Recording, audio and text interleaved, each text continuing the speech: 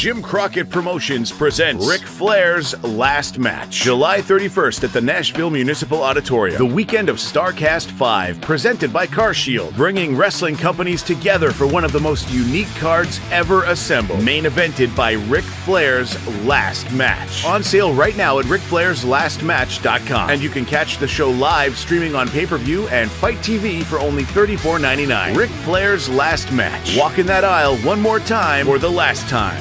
StarCast 5 is presented by CarShield and also brought to you in part by ProWrestlingTees.com. T-shirts designed and sold by over 2,500 pro wrestlers. By Lenny Bakken, certified financial planner. By Powerbomb Pizza. Pizza crafted and sold by pro wrestlers. Powerbomb Pizza, powered by Kitsch Data. And by Woolworth Theater, the home of Nashville's first-of-its-kind show, Shiners. Visit StarCast.com for more information. If you could change one thing about your home, what would it be? A new kitchen, a new master bath, maybe put in a pool? What if you could do it with no money out of pocket and cheaper monthly payments? SaveWithConrad.com can help, and you can even skip your next 2 house payments. NMLS number 65084, equal housing lender. SaveWithConrad.com. It made national headlines when it was announced that Ric Flair would be returning to the ring for one last match. And the story that unfolds leading up to that match will be told every Monday this month at 6:05 Eastern. We invite you to come along and witness the Nature Boy's path back to the ring for his last match. The behind-the-scenes discussions, the workouts, the promotion, the ups and downs, the blood, sweat, and tears, which will all culminate on Sunday, July 31st at the Nashville Municipal Auditorium, when Ric Flair will step through those ropes and enter a JCP ring for one last match. Mondays, 6:05 Eastern, RicFlairsLastMatch.com.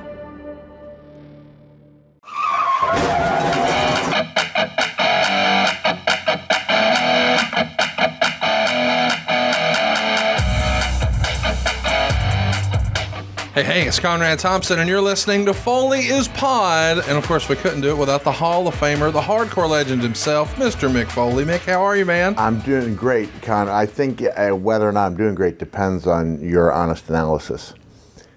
Is there any nostril debris showing? Not today. But there have been another. Well, I don't recall. Okay. I do remember seeing a tooth in there once, but it feels like a long time ago. That was a long time ago. Because there just seemed to be one that would not go away on my drive here. Just really? A little remnant, yeah. And so when I finally looked in, I thought, I think they're just nose hairs, which I can take care of tonight. But as long as our viewers know, there's no deers in the stall or whatever the slogan is, that it's not there. So what's your routine when you're driving down? Are you like a roll down the window and flick it? What's the move? What's the Foley move? Well, I am more of a tissue guy. But if you don't have one, you're in a pinch, you check the glove box, you check the armrest, there is nothing there. You're going to have to use the old trusty finger. I hate to say it because I have such disdain for people I see picking their nose while they drive. But occasionally, you have to. When there's a higher calling, like the show here, you have to do it. Yeah, so I flick it. Yeah. There you go. This is the type of content you're going to get here on Foley is Pod. We're so I'm excited. not a knuckle deep guy, though. I'm just a thumbnail deep guy. You're not digging for gold. Yeah, just trying to get it out of there and boom. Yeah. I think we all have to do something like that first thing in the morning. Mine's a shower. I'm a shower nose cleaner outer. Just an old-fashioned Chris Benoit, one on each nostril, good to go. I'm not sure this is what people are. It's probably not the best way to start. Not the best way to start, but we're gonna. This is us digging ourselves a hole. Now watch as we gracefully climb out. Let's do it. Let's do it, John. I'm ready. We're talking about 1997, of course, as we continue to celebrate all things from 25 years ago, and we left off with your WrestleMania tag between yourself and Vader, taking on Owen and Davey. And there's, as we like to say, a lot to unpack coming out of that show. The Undertaker is the world champ. He defeated Sid to become the new world champ. Bret Hart and Steve Austin had a masterpiece I Quit match. And now we've actually established Ken Shamrock as a top player in the process. Shawn Michaels is possibly looking to return. A lot of moving parts here.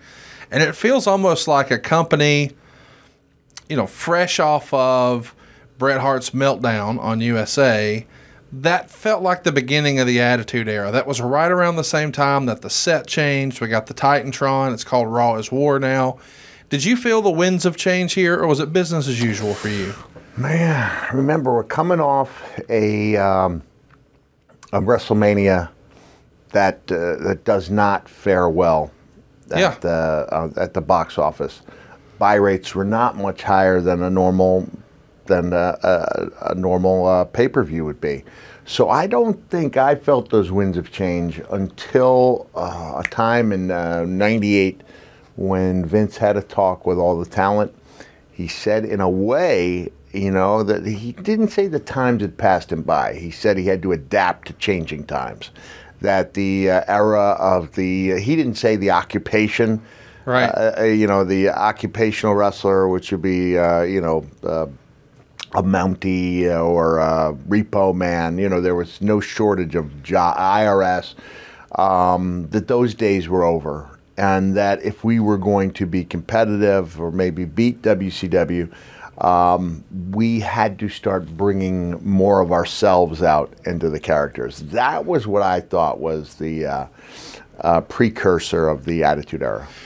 When he gave that speech, is that the same time he went on Raw and said, we're not going to continue to insult your intelligence with good guys versus bad guys? Possibly. Okay, because I think that was October of '97, but you think that was maybe rallying the troops sometime in '98, maybe? Yeah, I believe so. Just my recollection. Sure. That it was early. Man, that's a good question. It's whether there's a difference in 24 years or 25 years. I don't know. If I thought it was '98, could have been '97. Yeah. It just feels like with the new set and the new entrance and the pyro, and I mean the brand Monday Night Raw was so well established for so long. Probably, I think you could argue that also Mr. McMahon, Vince McMahon becoming the evil Mr. McMahon character in the wake of the Montreal Screwjob may have been the Attitude Era as well. Sure. So I think there were definitely breadcrumbs, hints of it here and there, and then at a certain point it was just, they just threw, nothing was left to chance. Just threw everything out there, and some of it stuck. I asked JR this several weeks ago on Grilling JR when we talked about WrestleMania 13. It did set a really nice gate. I think it was the largest gate for wrestling in North America since WrestleMania 10. But as you said, the buy rate, not really what people were hoping for. Yeah. In hindsight, I think we all agree that Austin and Bret, man, they stole the show. They did, sure. But The Undertaker was this bona fide franchise persona for the company for so long. Of course, when Shawn lost his smile, everything gets sort of turned upside down. I wondered in hindsight, and I asked JR, do you think Bret and Austin for the title could have closed the show? Oh, sure. Or was it more out of The Undertaker, it was his time? First of all, I don't think anyone could have predicted just how great that Austin-Bret match would be. And I know when I was growing up going to shows, the title was not always on last, right? But the title was on last if there was going to be a big payoff, or it seems like a clean win by the babyface. I think they want that first title to mean a lot. They want that to be the go-home feeling. You want people to, in that case, to go home happy. There have been many times for WWE seemingly against their best interests have sent fans home frustrated and even angry. But I think that was the right call to have that title match on last. The Undertaker reign obviously is a big deal for longtime Undertaker fans. So he had that very brief encounter with Hulk Hogan when he first got going. But now he's a much more tenured, established star. But it's also another main event of a WrestleMania for Sid. The match was what it was. A lot of interference from Bret Hart. A lot of subplot with Bret and Shawn. But the thing that has become urban legend coming out of that match is maybe Sid had an accident. As the legend goes, Sid shit his pants in that match. I don't know. I don't know. What led us to believe that? Well, I think he said afterwards, I shit my pants. That would be so. That's usually a good indicator. First of all, we've all done it. That's what I wanted to ask. Yeah. Have you had a situation like that where you take a slam or something? Yeah. You sometimes get somebody calling in on a show, and or even at one of my events. Very seldom do I get the snarky comments. But one of them asked if I'd ever pooped my pants, and I was like, you haven't pooped your pants. You haven't tried hard enough. Right. Like, that's just an exertion. You could argue that you should be there trying to do your best to empty your bowels before any match, right? But nature calls. Nature calls, and sometimes, there's a lot of exertion.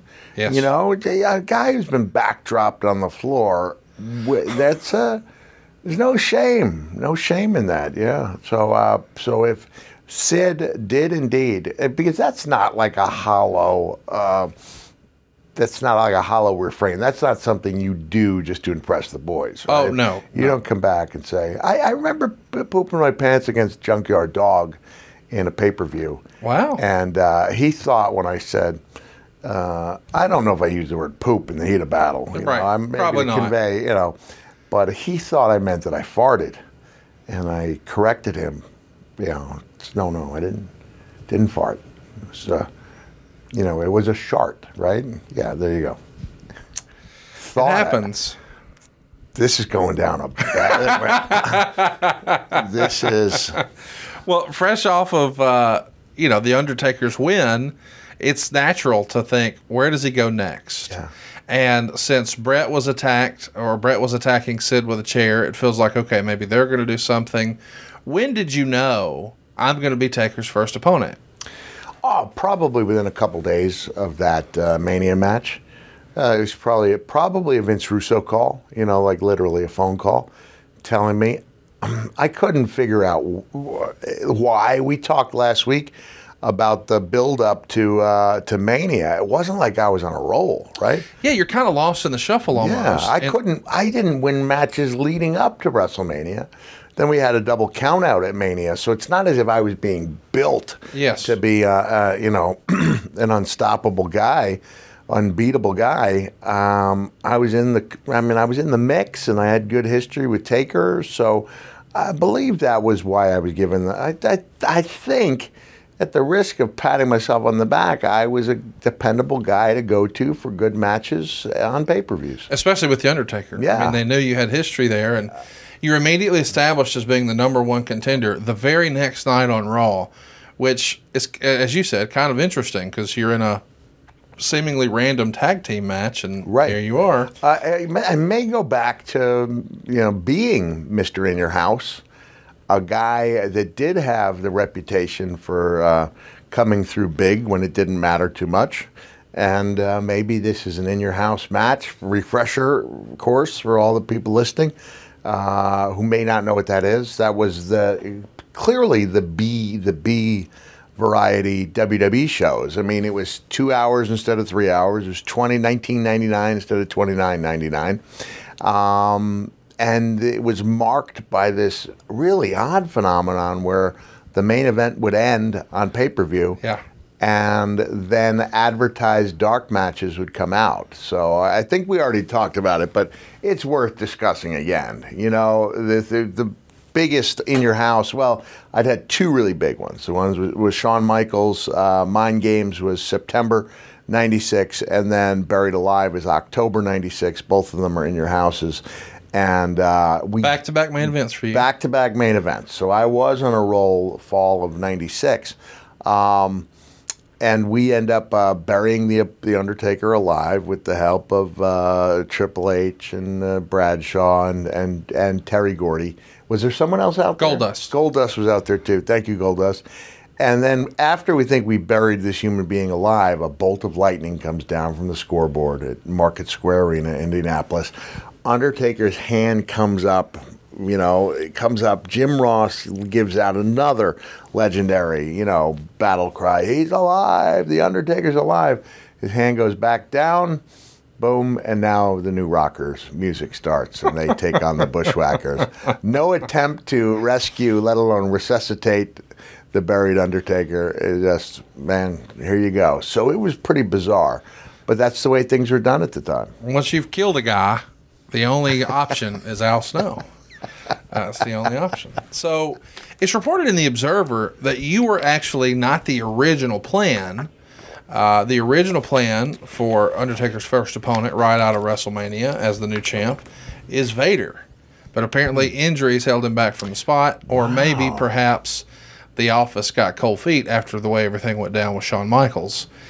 I almost feel like they went with you because they knew it would be a better match. You know, Undertaker and Vader had a match at Royal Rumble, and it was okay. Yeah. But I think your chemistry with Undertaker was far greater than his with Vader or even Sid or any of those guys. Yeah. I remember Leon getting in the car with me after he'd worked with Undertaker, and for some reason I hadn't seen the match. How'd it go, Leon? He starts laying it out. I was like, that sounds pretty good. That sounds like the match I had with him last night.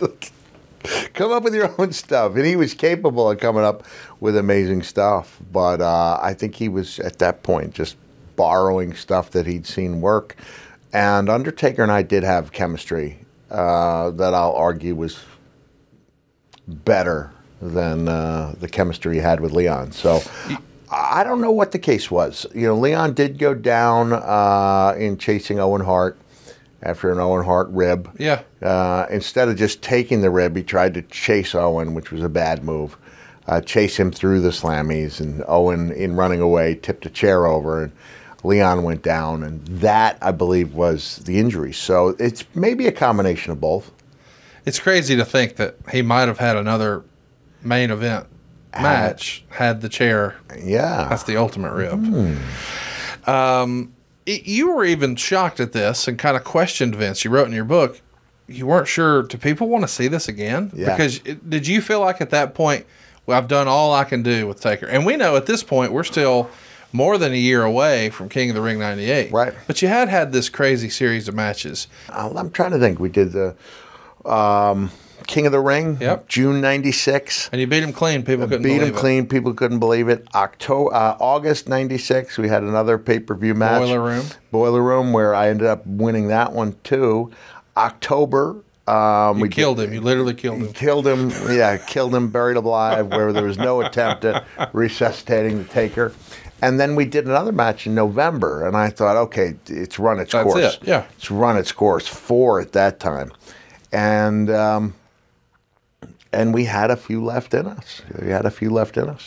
It's crazy to think, though, you know, Shawn Michaels, if he doesn't go down, if he doesn't have the lost my smile situation, this is probably not the main event. If Vader doesn't get the chair tipped over by Owen, this probably isn't the main event. There's a lesson in there about being durable, being reliable, being available, being nimble, right? Yeah. Well, I remember Corny commenting that, you know, WWE called me on an off day to come up to Connecticut to get measured for a casket, right? And this is not the way most people spend their off day, flying from Atlanta to New York. WWE would pick you up with the limo guy when you went to New York, take me in there. And Corny mentioned that it didn't faze me, you know. Yeah, I'll come up. I wanted to make everything as good as it could possibly be. Sure. And especially if it involves you laying down in a casket, right? You want to be comfortable in there. Yeah. You're sweating. The guys are going to pound on that casket. They're not going to let you out for a while. You might as well be comfortable in there. Yeah. Not something almost anyone listening to this can identify with. It's better than being buried alive, Conrad. So, having Taker being positioned as the top guy, they want his title reign to mean something and be meaningful. But we're also bubbling behind the scenes this idea of Kane.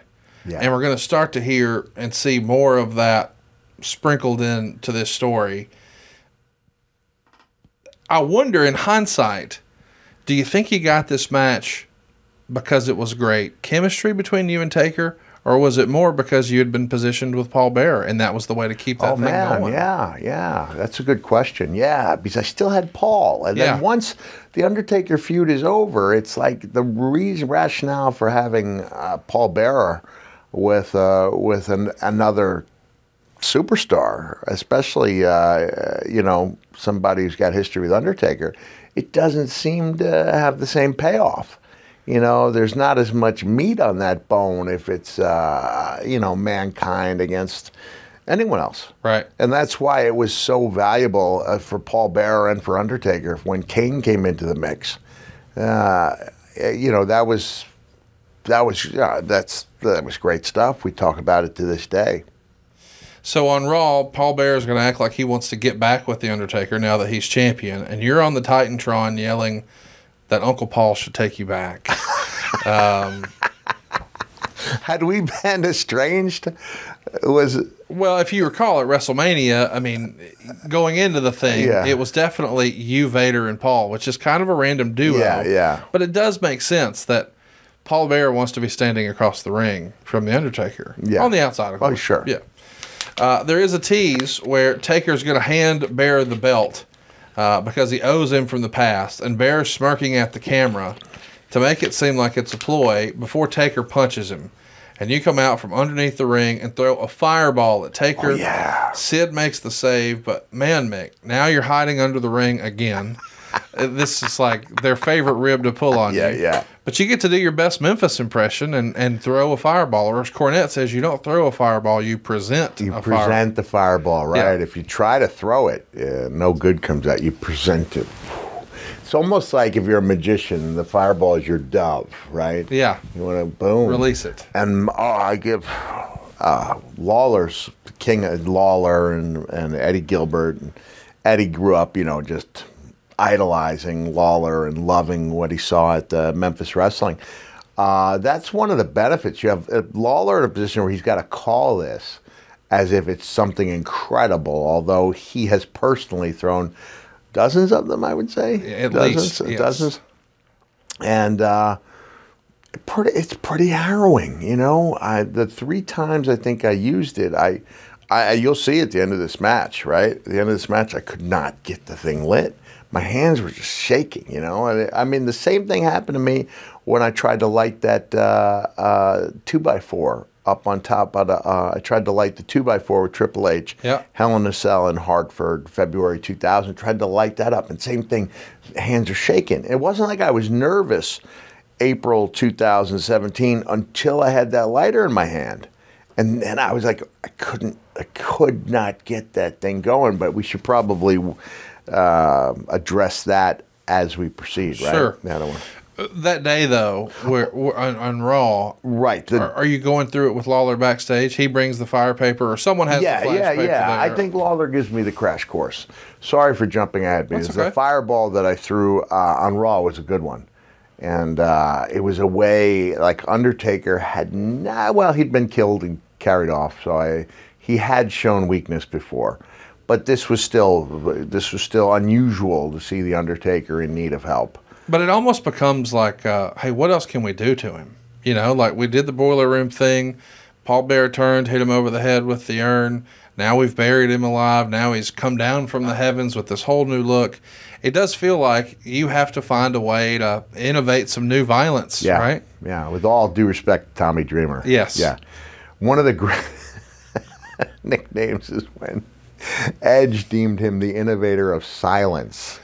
Whoa. Tremendous. Whoa, that was good. That was good stuff. Tremendous dig. Welcome back. This segment of Foley is Pod is presented by Zen Nicotine Pouches, the simpler way to experience nicotine satisfaction and enjoy lasting change on your terms. Zen Nicotine Pouches are a fresher, simpler way to enjoy nicotine that's helped millions of people achieve lasting change by offering smoke-free and spit-free satisfaction. I don't know about you, but there have been times in my life where I needed to make a change. Like when I turned 40, I knew I needed to make a change, but I just wasn't ready yet. I'm sure a lot of smokers and dippers out there can relate, and Zen understands there isn't just one right time to make a change. Everyone's timeline is a little different. Everyone's on their own journey. So whenever you feel like you're ready to take that first step toward change, Zyn will be there for you with the right strength, the right flavor, at the right time. If you're thinking about making a change and want to learn more today, check out Zyn nicotine patches at zyn.com. That's ZYN.com. Warning, this product contains nicotine. Nicotine is an addictive chemical. What do you think about the change in the product? I mean, it is getting a little more edgy. A few years prior, there wouldn't have been fireballs. You know, people wouldn't have been saying curse words. So this is a little more edgy. This is probably more your speed. I think just 2 years earlier, didn't WWE apologize for what Duke the Dumpster had done with a trash can? I believe that they came out, and whether it was Lawler or Vince, but apologizing to the fans for the content. And like, we were not going to see anything like that. And now you fast forward a couple of years and we're throwing fireballs. Yeah, product was edgier. And it was getting there. And then that was catering to me. You know, I'd had the chance to, to tee off. I mean, but you look at these crazy gimmick matches, right? Like, I don't think 2 years earlier they would have been burying someone alive either. No. You know, I think that outdoes anything. How much credit for all that do you give the NWO? And the pressure they put on us? Yes. Yeah, I mean, they were pretty groundbreaking, and they were so popular. And they were cool, you know. We had to do things to compete with that. So those guys jumped. Yeah, I think had there not been an NWO, things would have been a lot different. Yeah, I think Vince would have gone with, if it's not broke, don't fix it. Right. But by that time, when I got in '96, Bruce was in charge of bookings. And houses were going up. So WrestleMania in 1997 was in Chicago. I think Chicago or Rosemont. I think Rosemont was chosen for WrestleMania because it was such a great wrestling venue that it was one of maybe the first substantial house show to sell out. And that was sometime in '96. And that all of the WWE office was there because it was a pretty big occasion. That may have been a scouting mission for, unless they announced a year in advance, which I don't think they did at that time. So I don't know. That's just me speculating that they specifically selected Chicago because it was a great city, and as you mentioned, it had the biggest live house that they'd done in a long time. Yeah, over $800,000 there. Wow. So Sid making the save is going to bring us to another point. We talked about him and his WrestleMania maybe situation, but boy, Sid's been polarizing to a lot of folks in wrestling. They either love him or hate him. As a kid, he was one of my guilty pleasures. I thought, man, what a specimen! Look at this guy and the power bomb and facial expressions, unbelievable. But I never worked with him. Yeah, and I know sometimes guys didn't enjoy his approach to the business. What was your opinion of Sid? Well, I liked Sid because I knew Sid going back all the way to '88 when he came into Memphis, and he came out to I think it was I know it was a Leonard Skinner song. Whether it was called "On the Hunt" or not, I'm not sure, but that's the song. I'm just like you, baby. And then he was so charismatic for a guy with that physique. It was incredible. And I was, I don't know, I think it was Shane Douglas who told me that when he did his tryout match in WCW, as soon as he hit the one move and he got down on his knees and went like this, like Ric Flair commented, and whether he said this is money, whatever the comment was, it was really positive along the lines of he's got it. It was clearly something they were looking for. But I think Sid, maybe this is just urban legend that when he sat down with Vince for the first time and Vince told him about this plan to hand Hogan's red and yellow to him. You've heard it, right? He takes it all in and goes, "What you need, Vince, the big vicious heel." like he didn't understand like what a gift this was to be given Hogan's red and yellow at that time. So yes, Sid, I guess he rubbed some people the wrong way. I worked with him not that often. I mean, I even referred, I think, on one of our episodes. Correct me if I'm wrong, but this is where Stone Cold Steve Austin is complimenting me. We did talk about it because this is where Vince got upset over in Europe. We did a Raw from Germany, I think. Yep. And I thought it was a pretty good match. You know, you're not looking to tear the house down. I have a 5-star. When you're with Sid, you're looking to have a good, solid, hard-hitting match. And hopefully you do, in the process, you do tear the house down. But the next day, Steve says to me, hell of a match there, kid. Thanks, Steve. And he jumped on me right away about how awful it was. So I guess it didn't strike people as being as positive as I thought it was. But Sid, I never had the long run with Sid, so I can't tell you. You know, I can't tell you what it was like to be in there. Pleasant interactions, though. Yeah, they were all pleasant interactions. And no question, he was popular. And whether he was teaming up with Vader in WCW, you know, that was a pretty impressive. Whether Skyscrapers, you know, with Danny Spivey, you know, they were. He did good stuff. He did good stuff. So I don't know what the big knock on him was. So let's talk about after he interferes in your match. It sets up that you guys are supposed to have a match in 2 weeks, but the match doesn't happen because he has a back injury. And the rumor and innuendo was he got hurt at the gym, called the office over the weekend to let him know. Of course, no one's there to let him know. And then he played softball? Well, the story in the locker room is Sid just didn't want to come back to work after dropping the title to Taker at WrestleMania. And that makes me wonder, since now you're supposed to be wrestling him and they're getting you ready for Taker, maybe he didn't want to come in and do the honors for you. There's a possibility, right? Wouldn't be the first time. But people were making the softball jokes even back then? I think so. Yeah. Yeah. This is a different time in the business where... In Sid's defense, he apparently hit some moonshots. Oh, I would only imagine. It's kind of crazy, the context of the conversation we're having now, where there's a question. Is Shawn's knee really hurt, or did he not want to return the favor to Brett at WrestleMania? Is Sid's back really hurt, or does he not want to lose to you right after he lost the Taker? I don't think we would be having that type of conversation in 2022. When do you think that switched, the thinking switched, where wins and losses were not as important? I'm not saying they're not important. Yeah.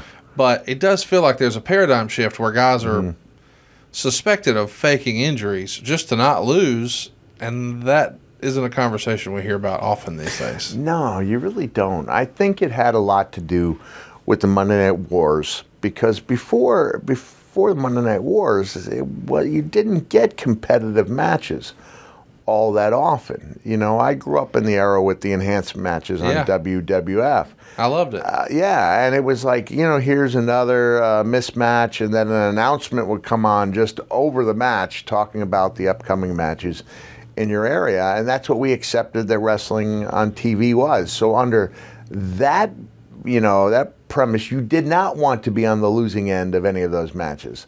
I think, though, when we started, and I will say, when I was growing up, you'd see like Paul Orndorff and Brian Blair, and I was probably 15, 16 at this time, and they would tear it down. Every once in a while, you'd see a really good match on television. But when you started out of necessity having to add good matches, even main event matches, and I think it, you know, I don't know, I can't argue whether it's a good thing or a bad thing that after a pay-per-view, you're going to see one or two of those matches that you paid to see on free TV the next week. So we're giving away main events or strong cards, but at the same time, the brand itself was becoming so big that you didn't have to, and this is one of the things I argued with JR over the money, is that, you know, when I was unhappy with a payoff and I'd call, he'd say, well, you weren't in the main event. And I'd say, Jim, the shows are selling out before we even list a card. Like, This is, you know, I should be paid for being one of the cornerstones and one of the reasons people go out to buy tickets ahead of time. You know, other people might argue that wasn't the case, but I was the guy, you know, arguing on my own behalf. But getting back to the competition and the good matches regularly, you didn't have to win to make an impression on people. Yeah. And so there were some characters that lent themselves better to losing than others. You know, I didn't feel like I got hurt from losing. Now, if Rick Rude, when he was in WCW, lost as often as I did, that would hurt a guy like Rick Rude. So there were some guys who needed those wins all the time. I mean, who would be hurt by losses. There were other guys who were not hurt by losses. I would argue that they would then lean too heavily on the guys who could lose and get away with it by having them lose so often that it no longer meant as much.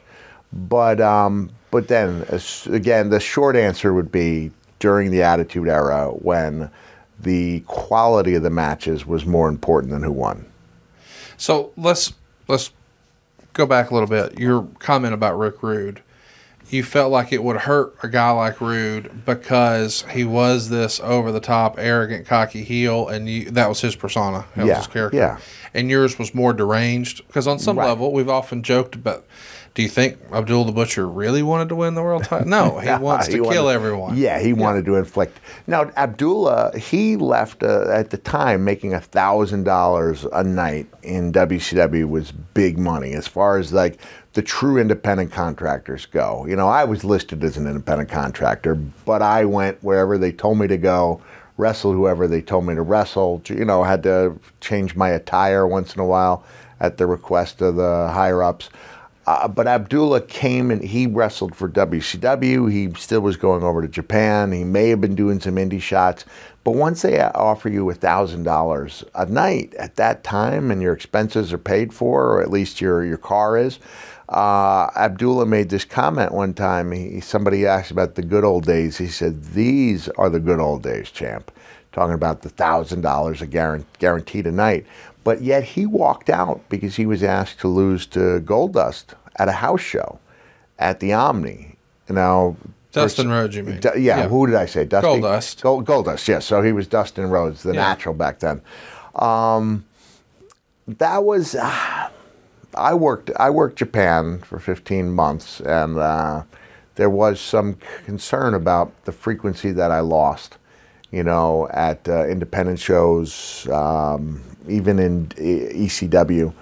It was a magazine business back then. Yeah, so you didn't want photos of you looking weak. Right, and this is specific to Japan. Yes. So that if you wrestle a guy who was strong in Japan, they would want to look strong in that match, so that there weren't photos of them on, you know, in a compromising position. But you don't have photos in a compromising position means something much different in wrestling, now. Right? I guess there could have just been an understanding that you don't print those photos from the interview. You show the guy strong. But it was a big enough lure, you know, the idea of losing. And Abdullah, like I'm saying, he would lose by any means other than getting pinned. Right. He'd do the count out, he'd do the DQ, you know, blood flew freely. No, not that often, actually. Back in that era, it didn't flow that freely. Even though when Abdullah and I went our separate ways as far as, meaning we broke up the team and then we had some wild matches. We brawled in front of the University of Virginia men's basketball team because they were just getting in from an away game. And there was like 18 guys there. So Abdullah and I kept wrestling backstage for another 5 minutes just to impress the team. And just because you wouldn't, in front of other people, you wouldn't drop kayfabe and say, "Oh, good match, you know, we're done." So we just kept on battling backstage. Tremendous. So back on Raw, you wind up cutting a promo that Meltzer would refer to as a Cactus Jack interview. You talk about being on the road for 300 days a year in the main events and making half as much money as the pumped up pretty boys that make in the first and second match. Whoa. Where does this verbiage come from? Is this you? Is this Russo? This would have been me, and this would be part of the reason why they started scripting promos, because that's not what, I don't think that's what Vince wanted to hear at that time from that character. That's the way I felt. I mean, that was a little more Foley, a little less Mankind. Yeah. Mankind wouldn't be as. I think I remember one time, Undertaker stayed at good hotels, right? And I called him on that, and that's not really a spot you want the Undertaker in, so they just didn't air it. That was when the shows were recorded. So that line. You had a line about the Undertaker staying in nice hotels. Yeah, and I did not. And that was stupid. You don't, like I was saying earlier, you throw a lot of stuff at the wall. Some of it sticks, some of it doesn't. And that was not something I should have been saying. Probably deserved to be reprimanded. The Cactus Jack, yeah, that was more Cactus Jack, more Foley than Mankind. Was Undertaker upset about the hotel line, or just he didn't say it, but I just think it was thought that's not what we. It's hard for a fan to imagine the Undertaker staying at a Marriott. The Undertaker has like a lair or a dungeon. Right? Yeah. Right. I mean, they even decided one time that Undertaker came in for the arrival shot, and he was rolling. He had a rolling bag like we all do, but it was a smaller rolling bag, the kind that fits on on the overhead. And they just didn't think Undertaker rolling a small bag was good for that character. And they really look out for the character, so that even when the dress code went into effect, he didn't have to. He didn't have to do it. I didn't have to do it for a while. So that in 2007, when they contacted me and said I was no longer exempt from the dress code, that stung a little bit. But Cena didn't have to adhere to it. I didn't have to adhere to it. Undertaker. There may have been one or two others. We talked about occupational gimmicks earlier. Do you think Undertaker is the most successful example? I never once considered him the occupational gimmick, but that is, he was an Undertaker. He is the Undertaker. He is the Undertaker. Yeah, I guess if we're classifying him as no doubt. Although, could we make a strong argument for anybody else at this point? I don't think. I mean, I guess you could say Diesel. I don't assume that Brett was actually an assassin. He was. He did so. Okay. That's what the special glasses were for. Yeah. All right, Mick, it's time. All of our listeners have been wondering when I was going to get you smartened up about this. Are you familiar with Blue Chew? I have heard of it. Well, now you're going to learn all about it. This is like a hot tag for your wiener, Mick.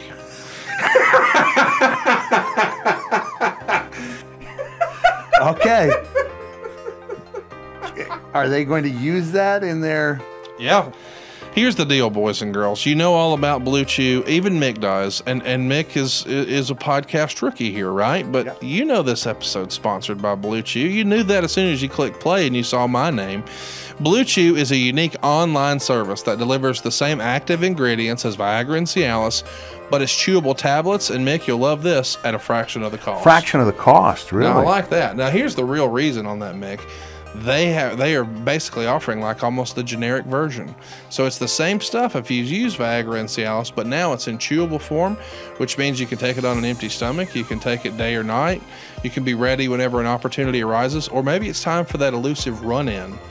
Oh, right? Yeah, just that's boom. right. The Good hot to go. tag, come in, a house of fire. Yeah, working from underneath, going over. I mean, we can get it all in here. The process is simple, guys. You sign up at BlueChew.com. You consult with one of their licensed medical providers, and once you're approved, you'll receive your prescription within days. And here's the best part, Mick. It's all done online. That means no visits to the doctor's office, no awkward conversations, and no waiting in line at the pharmacy. And I know this is important to you, Mick. Blue Chew's tablets are made right here in the USA. The good old red, white, and Blue Chew. It's prepared and shipped directly to your door, all in a discreet package. But Mr. Foley, there won't be anything discreet about your package with Blue Chew. So, boys and girls, check this out. If you could benefit from extra confidence when it's time to perform, Blue Chew can help. And we've got a special deal for our listeners.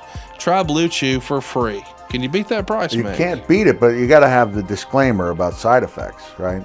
Side effects include smacking the mat, yes, firing up into a fighting position and saying, "Come on!" and rushing your hair. Come on, you son of a... Come on. And if you're not careful, an accidental eye poke. I mean, you never know. You just never know.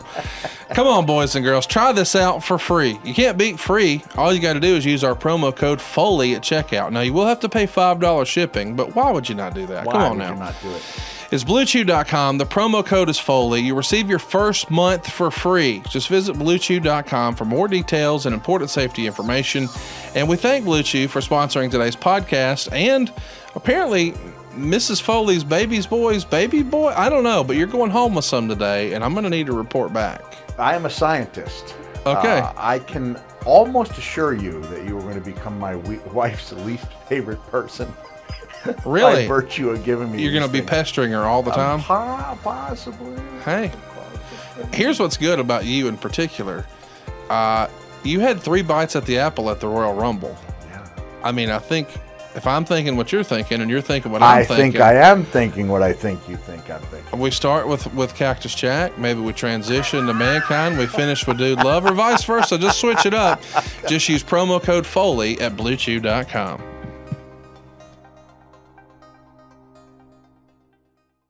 So Stone Cold winds up taking Sid's place, and you guys go 13 minutes and 30 seconds before Owen, Davey Boy, and Road Warriors come out, and then there's a standoff.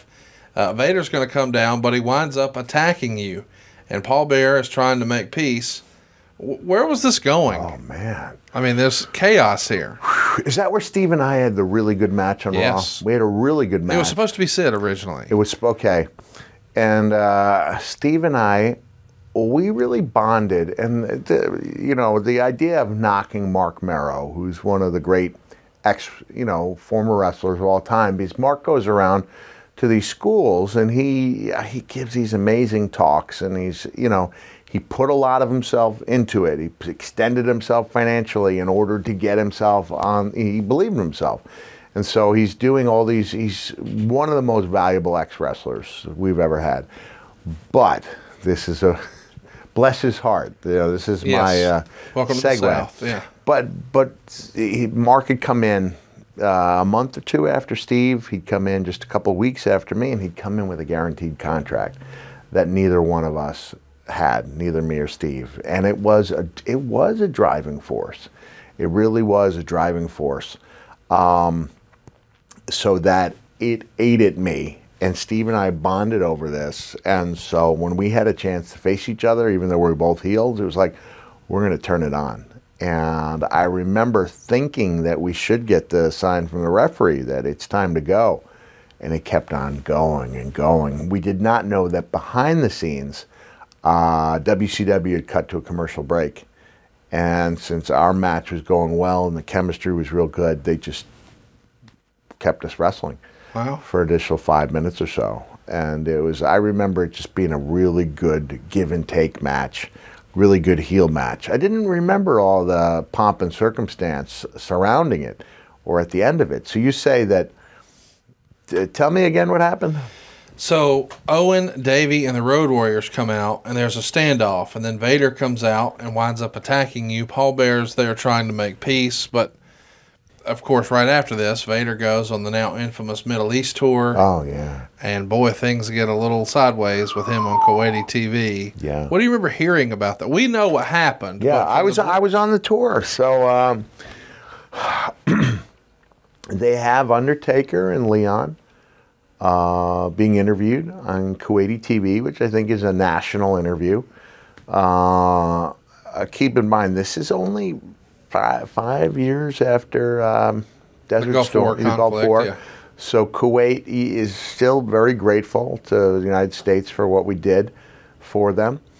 And the guy starts asking the F question, throwing around the F word, the fake word. And Leon, I think Leon just grabbed him. And that's enough. He just grabbed him. I don't think he shook him. I think he grabbed him. Next thing we know, Leon's under house arrest. He can't leave the country. He's being brought up on charges, and we don't know how far it's going to go. Were you nervous for your friend? Sure. Yeah, that's territory we don't, we've heard, in the past couple of years about a nervous standoff on a plane with WWE in Saudi Arabia. And not that I want to close all the groups in there, but, it's far more so than when you go to Poughkeepsie or even London, anywhere in the UK, anywhere in Germany. You feel like it's a different it's a different part of the world. It's to mind your P's and Q's. Yeah, yeah. I wouldn't advocate grabbing a presenter on any network, whether he's, you know, from. I had a great Kurt Angle and Jay, the guy who did Jay Lethal? Jay Lethal. Jeez, how can I forget Jay Lethal's last name? We had a great time on Indian TV. Everywhere they went, we were going on. Everywhere we went, they were having us on for 2 or 3 extra segments. So you develop a rapport, but in this case, there was no rapport. It was a guy, you know, who Leon thought was making the business look bad. Leon wanted to put a little respect into it, grabbed him, and didn't leave the country for a couple of weeks. Did you talk to Leon about it after the fact? Sure, and he was scared. Yeah. Yeah, he was scared. And I think, you know, I don't think, I think people were too tough on Leon. I agree. I mean, Leon, when he didn't go to TV after he got out of Kuwait, and the quote was, "I need to go home and have sex with my wife," which is understandable. It's probably not a sentence you normally hear, though. Not a sentence you normally hear. And I don't think it gained him any goodwill there. And that was about at the time when all this is going on with me and Leon, there was talk of breaking us up and having a feud and going back to the whole thing with the ear, which I thought had not been capitalized in WCW. So I don't know where that was supposed to go. It sounds to me, as you say it, like a big jumble. Yes. You know, it's not something I would have recalled because you and I have talked about how you tend to remember the things that went really well, the things that went really badly. And since this landed neither here nor there, I don't have that big of a recollection of that schmoz, as we call it. Something I glossed over earlier I want to circle back to. There was an episode of Superstars where you wind up putting Gerald Briscoe in the mandible claw. Is that a rib on Jerry? Did you give? I've heard through the grapevine, a good old friend of ours told me that there were 2 ways to apply the mandible claw. You could get a friendly one and a not so friendly one. Yeah. Well, before the sock, you had to make insertion. Yeah. You know, I'll tell people at conventions, you know, hey, can you put the mandible claw on me? We're in Wisconsin. It's a no insertion state. You know. I love that. No insertion state. You know, we're recording this in Alabama, and it is, in fact, illegal here. You cannot do that here, even if you're married.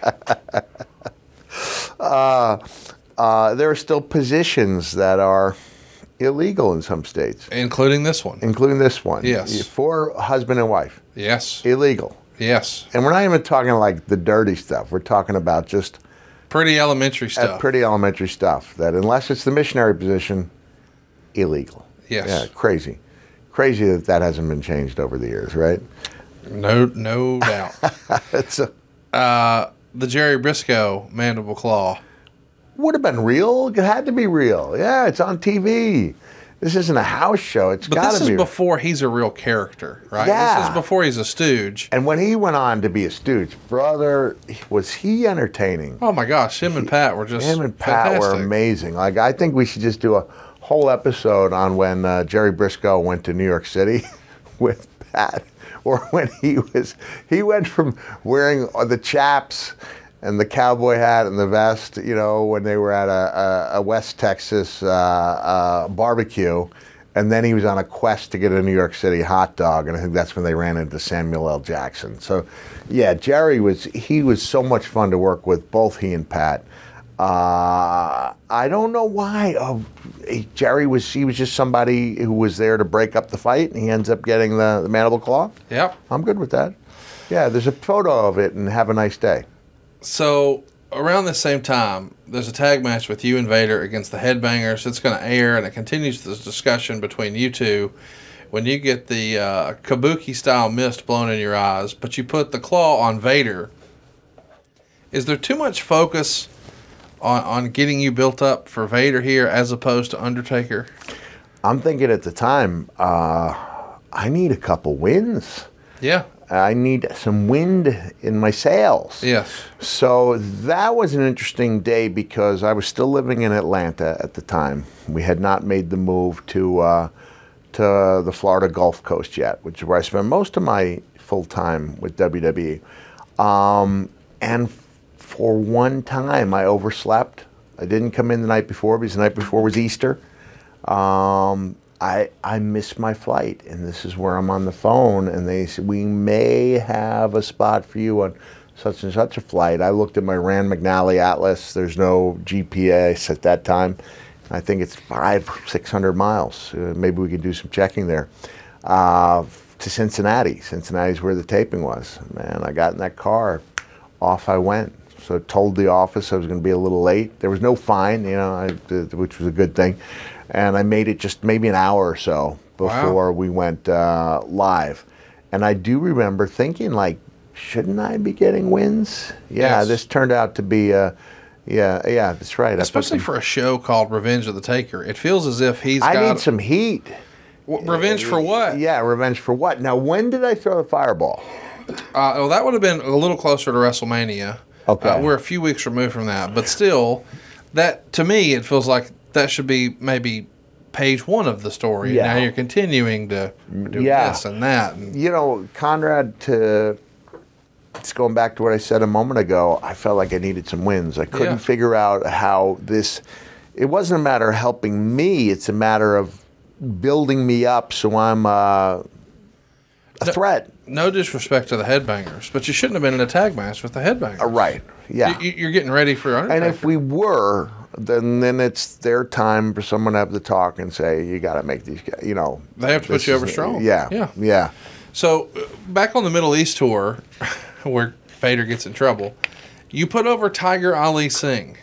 Now, this is something that WWE was really trying hard to do in 1997, and he's always been a fascinating figure for me because it felt like there was a lot of pomp and circumstance around the character, and then maybe not so much return. What do you remember about your matches with him?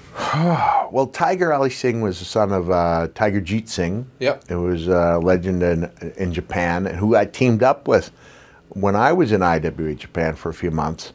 And his son was a really well-built young man, 6'6", 260, somewhere around there. And I remember him saying that his size he didn't have to sell. And this was, Gerald Briscoe said, you will hear.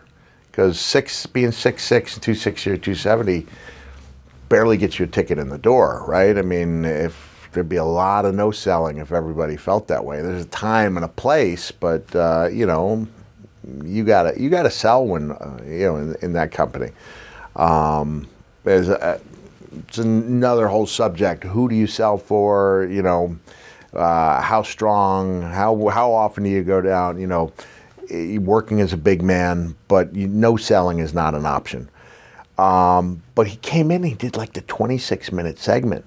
So, he started off, this is when they announced him, he said, I'm a man of few words. And over in Canada, where he's from, they actually did something, I think, on TSN, I think that's a network, where I'm a man of few words, and then they went forward on a clock, 10 minutes, and he was still talking. And then 15. So he did like a 26-minute promo. It was one of the gaudier. This is something we usually have, like something where Edge excels. This is along the lines of, you know, Jericho's Festival of Friendship, me and Rock, you know. This is your life. This is your life. Like, it was something that epic in scope for a guy who's just coming in because they thought the Tiger could open up the Middle East to them. And that they were going to brand a new star. And Vince was really way ahead of everyone else in understanding this was a global opportunity. Yeah. WCW had, by and large, their bread and butter was American television. Right. And he was maybe the first guy to say, well, why not this country or that country? And it doesn't seem like Vince goes all the way with it. No, I agree. You know, we have more WWE fans in India than we do in the United States. Correct. That's crazy. I don't even think it's close. And so that's the reason their YouTube numbers are so huge. Is India. Because of India. Okay. Yeah. And I know when I went over there with Jay and Jay, whose last name is Lethal. Don't ask me about her real names. I don't know about any of those things. I thought you meant Christian when you said Jay a minute ago. Yeah, right. And I was like, lethal? Yeah, because I lethal. thought for sure you meant Christian, but we were using, birth names. We had so much fun over there in India, but it was crazy just how popular it was. Yeah. It was, and to see just how excited people are to see you on the road, and I got that already. I kind of expected something along those lines, just based on the excitement I'd see from Indians visiting the United States. I'm not talking about people of Indian descent, but actual people from India visiting. They got so excited. And I guess Kali was a huge international figure, and if this guy ever debuts... He never will. You don't think so? You think it's a rib? I mean, it feels like one at this point. At this point, yeah. But that was going back, even though I don't think he's followed through like he could. Just having a guy on the card isn't enough. You want that guy to be a star. Well, they tried a few years ago with Jinder. Yeah, they did. Yeah, the modern day Maharaja. Yeah, and I liked that run. Yeah, I felt like too. the internet at times was way too critical. I mean, this is a good guy, hardworking guy, great look, capable performer. And I understood the business piece of, hey, we need a star. So, for that region. But it didn't work. And Tiger Ali Singh was maybe the biggest example of that. I think, Owen convinced Tiger that because he won the Kuwaiti Cup, he needed to fly first class. Oh. He just said it was, or business class. It was an oversight. And Tiger goes up, and he upgrades. And instead of realizing that he's been had and laughing it off, he responds by saying that's chump change. So now you have a guy in his first week in the territory, or first couple weeks, he's getting heat because $1,500 is not chump change, whatever he paid. Back then or now? Then or now. And I think if he'd known how to shrug off a joke, man, you got me, I'm not saying that was the downfall of Tiger, but clearly by him winning the Kuwaiti Cup, did he defeat me in the finals at least? Yeah, he won in the, yes. Finals, okay, I made it to the finals. What I wouldn't do to have that cup on my trophy stand or on an eBay listing right now is that would bring in a considerable amount of money. Ahmed Johnson, Tiger Ali Singh, just a distinguished group of guys. So the whole hierarchy of who's flying first and who's not, that's a really unique thing to WWE, or so it seems. Yeah. There's a pretty famous story. A great friend of the show, the Blue Meanie, had a cup of coffee with the WWF once upon a time, and I believe he was afforded the opportunity to upgrade. Did you saw that as you boarded the plane? Have you heard him tell this story? No. So you knew him from the ECW days. He's now with the WWF. He's offered the opportunity to upgrade. He does. You see that he's sitting in first class as you're rolling your bag past him in the coach, and you know him. Oh, I see it. Okay, yeah. And you look at him and say, "Oh, Meanie, no." Like, you don't know what you've done. Because that was not a thing in ECW, obviously. No. So he was not aware that he is now the center of some heat because he's upgraded. I wasn't angry at him. I was sympathetic. Oh, Meanie, no. No, this is not going to bode well for you. Yeah, you have no idea what you've done.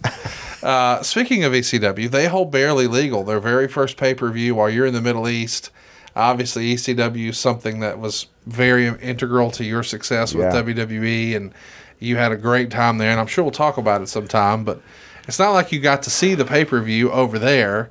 When you came home, did you have a friend who recorded it and you got to see the tape, or was that not something on your radar? I would see things I wouldn't see. I didn't see. I've never seen it in its entirety. I know that at Joey Styles' house, at least back in the day, that was the one thing he had framed, because I believe that was the first wrestling pay-per-view done with just a play-by-play man. One guy, no analyst, because Paul believed that he could do it, believed that would make them different, and it did.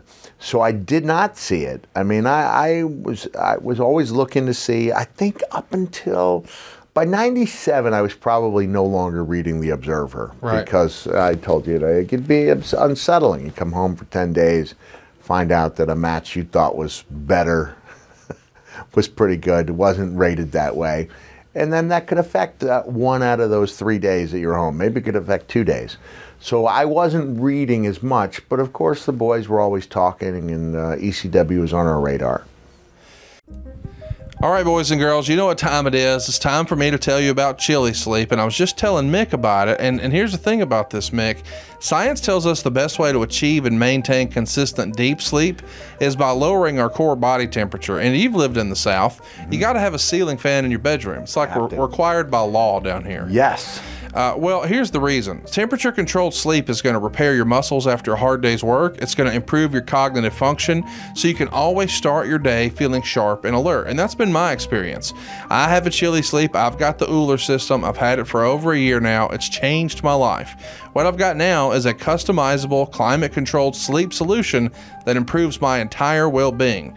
Now, they make the Uller. You can also check out the Cube sleep system.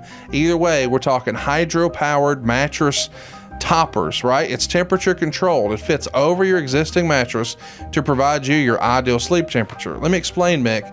My wife likes to sleep a little warmer. Right. So her side, she wants to be at like 75. I like to sleep a little cooler. I want to be at like 67. Yeah. I get a perfect night's sleep at that. But before I had Chili Sleep, Mick, I'm cranking down the AC, I'm flipping the pillow. Now I'm paying to heat my laundry room. I don't need my laundry room to be cooler. I need my bed to be cooler. Chili Sleep has made that happen. This is perfect for you to get that deep sleep, whether you sleep hot or cold. Chili Sleep systems are designed to help you fall asleep, stay asleep, and give you the confidence and energy to power through your day. Real quick, listen to this now. Imagine waking up and not feeling tired. Chili Sleep can make that happen. They've made it happen for me. Prior to Chili Sleep, Mick, I was sleeping like 5-6 hours a night. With Chili Sleep, I'm 7, 8, 9. I even slept 10 hours once with Chili Sleep. It's unbelievable to wake up and not feel tired. It sounds incredible, because I'm the same way. My wife likes it hotter. I like it cooler. I lose out. Of course. Lose that argument. I'm a guy. That's what we do. Yep. And a guy in a successful marriage has to learn to admit he's wrong, even when he knows in his heart he's not. Every once in a while. Correct. Has to learn to make the thermostat the wife's realm, but now we get our say. Well, yeah, man. And here's the thing, too. You don't want to wake up all hot and sweaty. You're not going to get a good night's sleep. You're going to get up and pee. You're going to be fighting with the covers. None of that anymore. So head on over to chilisleep.com/Foley to learn more and save 30% off the purchase of any new Cube or Uller sleep system. This offer is available exclusively for Mick Foley listeners and only for a limited time. That's Chili, C-H-I-L-I, sleep.com/Foley to take advantage of our exclusive discount. Wake up refreshed every day. Are you feeling stuck making minimum payments on your credit card debt? SaveWithConrad.com can help, and you don't need perfect credit or money out of your pocket to do this. NMLS number 65084, equal housing lender. Oh, and did I mention no house payments for 2 months? Get rid of your credit card debt and lower your monthly payments right now at SaveWithConrad.com. So we get to In Your House, Revenge of the Taker, and you're wrestling for the world title, but you're not in the main event. Ooh. The main event is Brett and Austin. Okay.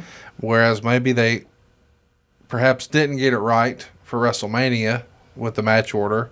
They feel like they'll make up with it here. We'll rematch Brett and Austin. But that's got to chap you a little bit, or at least it gives you something to prove. It feels like, based on the interviews that you did here, maybe that were edited, you wrestled a lot with something to prove. And you even talked about that with Mark Marrow just a few moments ago. Okay, so I'm here, and I'm wrestling for the world title, but I'm not in the main event. Did you feel like that was a Taker thing? Like they don't think he's worthy of the main event because he just main evented WrestleMania? Or did Mick say, oh, I'm going to prove them wrong? You know, I think I would have been the glass half full guy, happy to be wrestling Undertaker for the title in the marquee match. Sure. I would, you know, I never let the company's decision on what to put when interfere with the importance of the match in my mind. So I didn't mean to imply that, but it does feel like at times you would almost have, there's this famous music story once upon a time where Jerry Lee Lewis is playing and they're going back and forth about who's going to close. He sets his piano on fire. He comes backstage and says, "Follow that, MFer." The idea being, I'll go on first, but follow that. Well, it feels like here you could have been like, all right, go follow that. Well, you want to steal the show. Sure. I can't, for the life of me, I can't even remember what Brett and Steve did on that Revenge of Taker show because they made such an incredible impression a month earlier at Mania.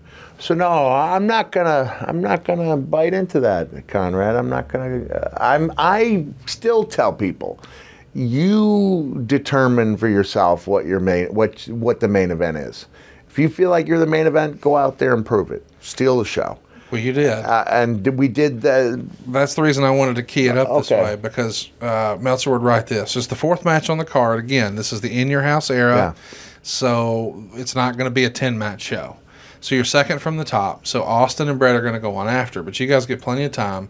17:26. Meltzer says, really good, largely due to the performance of Mankind, who took some hard bumps and took his key bump at the perfect time.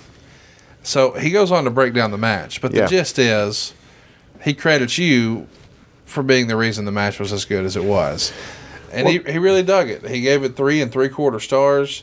Of course, Bear is involved, but he put a lot of that credit on you. So, well, Taker's a rock, right? I mean, the Rock. He is I think people took him for granted.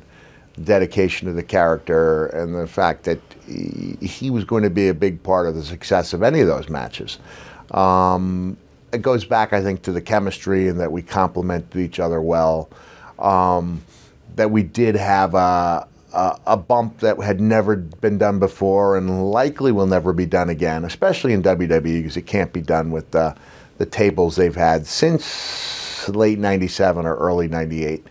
Talking about the one where the lawn dart bump where I went off the apron through the table literally head first, so that I believe the lower half of my body was sticking up in the air, and that was it hadn't been done before, hadn't been done since. It wasn't something we practiced. It was something I hoped I could hit, and I believe Richie Posner may have put a little bullseye in there so that when I hit that table, it was more likely to create a hole instead of breaking in half.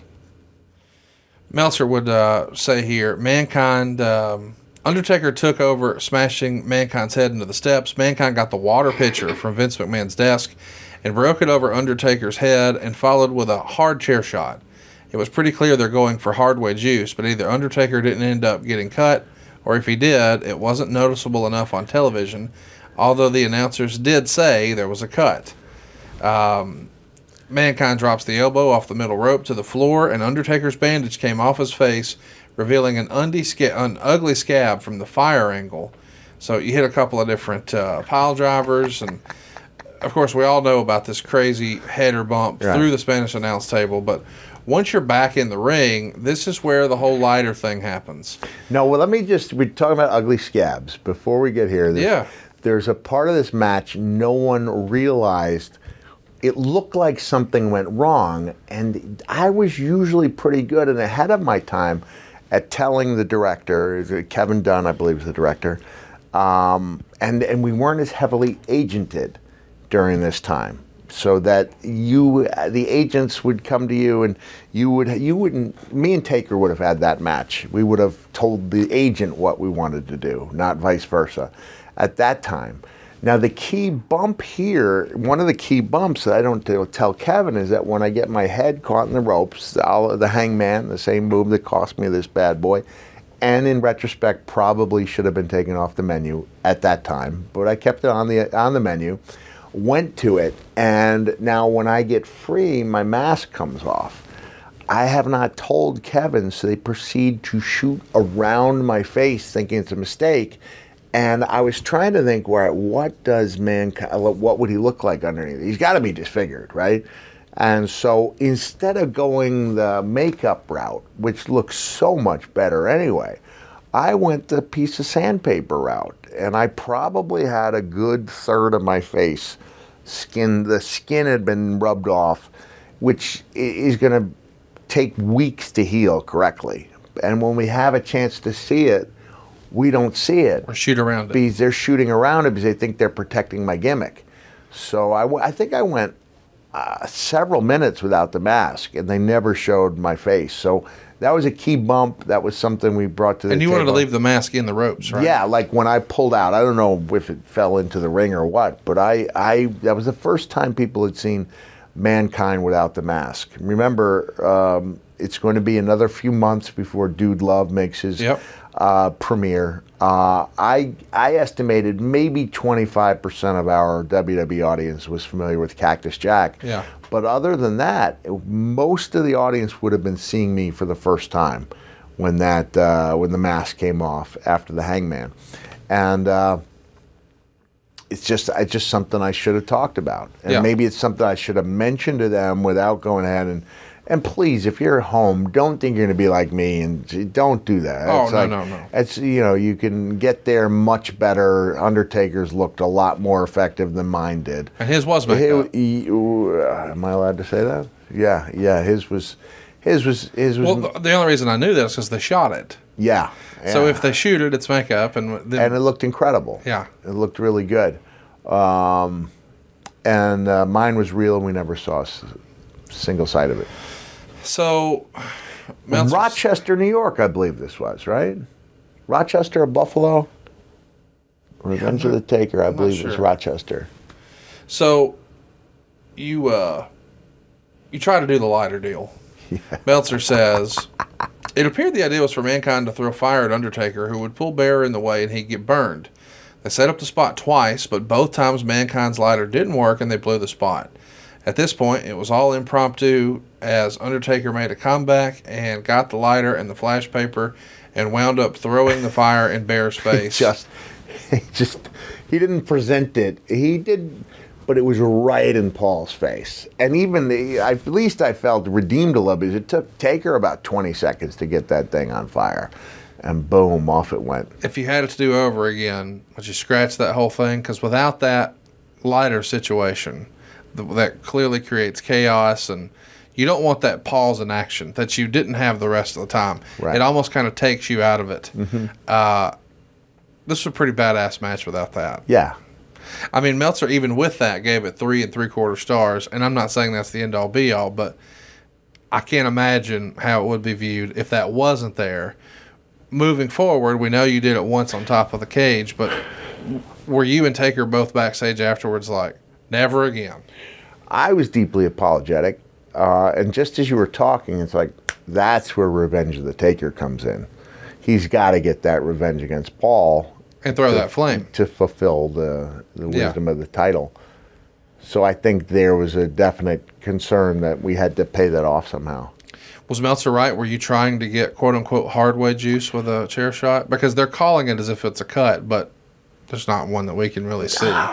So a hardway shot to the head. I mean, no, I don't think that was. I've never even heard of that from a chair. It felt like most of the time I've heard that somebody's doing it over the eye. Eyebrow, right? Yeah. You can't get because you can give the most hellacious chair shot, and it might just result in a lump. Yeah, I don't know. The odds aren't good on it, and the odds of getting injured are pretty high if you're going to go to those lengths to try to get a hard way from a chair.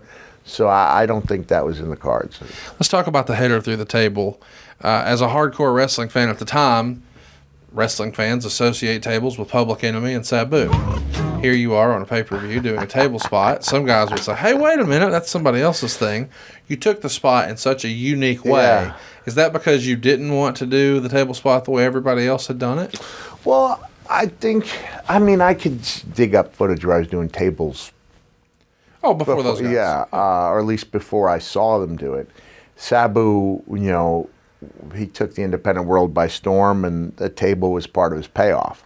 So I'd say I'd earned the right to do whatever I wanted to do involving furniture. Oh, I wasn't saying it was gimmick infringement. I'm just saying in terms of if you know that the audience at this point had seen it a lot of other ways, You want to innovate a new way. I want to innovate a new way. I don't think that tables have been broken in WWE to a point where it was old hat. No, I agree. You know, it still gets a pop these days, but it's been done. You know, there's you and Sean did it in September. Yeah, that was a pretty spectacular table bump. And then on the night of the Montreal Screwjob with Kane, we did a pretty spectacular table bump. You know, from the ring apron, but I had a little boost from that bottom rope that probably gave me an extra 2 feet and took it from being a really good bump to something I thought was spectacular and may have been talked about more had another episode not transpired on that same show. But yes, going back to it, I did want to do something different. You know, it's my main event. I want to do something nobody's ever done before.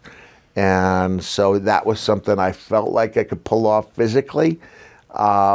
Even though I'm dealing with that limited hand. But again, it goes back to when I would be driving and just seeing this thing through and thinking I can do it. You know, I've seen it so many times in my head so that by the time the show rolls around, it's just a matter of making it happen in real life. The spot itself, when you said you're imagining it in your head, you mean the visual of the bottom half of you hanging out. Yeah. When do you sort of lay that out for Posner? That's not something you spring on him an hour before. Probably the week before. I mean, this sounds silly. No way to practice that, though, right? You got one table, one take. Let's do it. Yeah. How do you make sure you don't go too far and hit the concrete below and hit your head? I mean, that's the real trick, right? It's not, can we do it? Yes, we can do it. But how do I slow down and not? Never entered my mind, Conrad. Really? No. It's like the story that you heard me tell at my live show about the wooden crate. Yeah. And Dusty wanted me to put the boots to the wooden crate in order to showcase what I was going to do to Sting's injured ribs. And I said, Dream, I think I could drop a headbutt through that crate. And Dusty looked at me and said, I don't think you can. And then I told him about my visualization process. 50 times I'll see this thing in my head and just 3-step approach, go right through that thing. And he puts his hand on my shoulder and says, for the record, I don't think you can, but I'd like to see you try. And so when it came down to it, you know, I dropped that headbutt, I go right through it just like I'd envisioned. Never gave a thought to what was going to happen to my head once it went through. And the truth is it bounced like a basketball off of the concrete. You know, I tried to stand up and I failed, fell back down. JR tries to interview me and fails because I couldn't talk. And then he just grabbed the mic and said, Cactus Jack is ready. So I didn't always give as much thought to what happens afterwards, just as long as I get that image right. It's crazy to me, though, that you had that in your rearview mirror, the box spot, the crate. And now it doesn't cross your mind. What if I hit my head on the concrete? Because now you're in a title match and loopy potentially.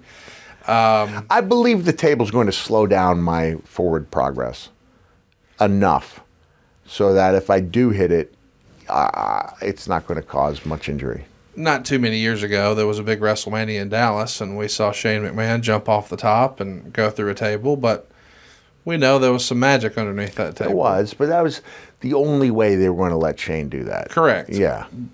There was no magic under your table when you did the header? No magic under it, but Richie, you know, I can't tell you what it was that he did. I'm saying it was like a bullseye. He scored it or scored it or whatever. Yeah, so that I was... It just feels like that makes it even easier for you to go through and hit your head on the freaking concrete. It does. It does. But it was still going to... It wasn't like there was a huge hole in there. I had to go through that thing. I just felt like it was going to slow me down enough. And I think, did I go through... I don't know if I had my hands out or not. I hope so. I'm not sure. But that never entered my mind until... you asked about it. Well, you know, like even the big bump, and I'm sure we're going to talk about it one day from King of the Ring. What if you hit your head on that monitor? I know. I mean, there's just so many what ifs. And when it's over, though, I mean, obviously we wish the lighter spot would have gone better. Otherwise, were you happy with the match? Was Vince happy? Was Taker happy? Yeah, I believe everyone involved was happy, and I have a lot of relatives in that area. They were there. And they were asking me why I had a big scab on my face. Sure. This episode is brought to you by CarShield, who makes it easy and affordable to protect my car from expensive repairs, and that's just for starters. CarShield is the #1 auto protection company in the U.S. and offers protection plans for around $100 a month. The plans cover more parts than ever before, whether your car has 5,000 miles or 150,000 miles. Let me tell you how simple it is to get your car fixed. When you need a repair, you choose the mechanic, and CarShield's administrators handle the rest. That's it. You don't have to deal with the paperwork or headaches. You're taken care of. Same goes if your car breaks down and you're stuck on the side of the road. Plans through CarShield also include coast-to-coast roadside assistance. CarShield administrators are there for you with rental car options and trip reimbursement at no extra cost too. Get coverage today and you'll lock in your price now and it will never go up. That means as long as you own your car, no matter how old it is, you're protected from the rising cost of parts and repairs for your vehicle. CarShield helps protect my wallet from expensive car repairs, and they'll do the same for you. Go to carshield.com/podcast to start your plan and lock in your pricing forever. That's carshield.com/podcast. A deductible may apply. If someone relies on you financially, your spouse, your child, anyone, life insurance gives you the peace of mind that they'll have a financial cushion if something ever happens to you. By making it easy to compare your options from top companies, Goliath Life helps make sure you're not paying a penny more than you have to for the life insurance coverage you need to protect those you love. At GoliathLife.com, you can compare personalized quotes from top companies to find your lowest price. The process is fast and easy with no hidden fees, upsells, or hassles. Goliath Life is your one-stop shop to find the life insurance you need at the right price. Head to GoliathLife.com to get your free life insurance quotes and see how much you can save. That's GoliathLife.com. Well, coming out of the pay-per-view, it's announced you'll finally get your match with Sid at Cold Day in Hell. We both know that match is not going to happen. You interfere in Taker's match on Raw against Hunter Hearst Helmsley with a blowtorch, but you and Taker brawl without using the torch. A blowtorch. My gosh. We're turning the volume up on the fire here. Were you surprised you're doing something with Taker again the next day? Yeah, I am. Before Raw, Shotgun is taped, and there's a promo you cut with Kevin Kelly. You discuss how Taker took away the one man who had believed in you, Paul Bearer. You cut a promo on how gutless Sid is, and you scare Kelly away with a lighter and end up talking to a little girl in the front row. And, of course, that little girl is Noelle. What a big moment this was for you. Because we at home, we don't have any idea. We don't know, yeah. Oh, wow. What town was that? Does it say? Binghamton? Binghamton, New York. Wow. Man, that's pretty cool. That's pretty cool. I guess that's her WWE television debut. I guess so. I'd love to go back and see that. From there, you go back to Japan and perform for FMW. Yeah. Which I can't believe is a real thing. You go back as Cactus Jack. You're teaming with Terry Funk and the Gladiator, who we know is Mike Awesome. You're going to be in a losing effort to Onita, Masato Tanaka, and Wayne Kanemaru in a Texas Tornado street fight death match. I really cannot believe this got worked out for you to go do and this. And the WWE let me do it? Yeah. So a lot of people associate me with FMW, but I only did 2 of their stadium shows. Yeah. In 96 and 97. Yeah, I'm surprised. I remember JJ saying he had no problem with it. I remember the first year they wanted me to wrestle a guy, and I'd heard he may have had hepatitis, and so we just asked for an opponent change, and Wing Kanemaru and I had a really good match. And then with a 10-way match, you know, it's like I'm the guy coming into the company that's not, you know, who's not there. Terry had joined FMW, which had been, you know, our competition when Terry and I wrestled together in IWA. And in those 10-way matches, you're trying to get some stuff in that looks good. You know, it's really hard to get 10 people together.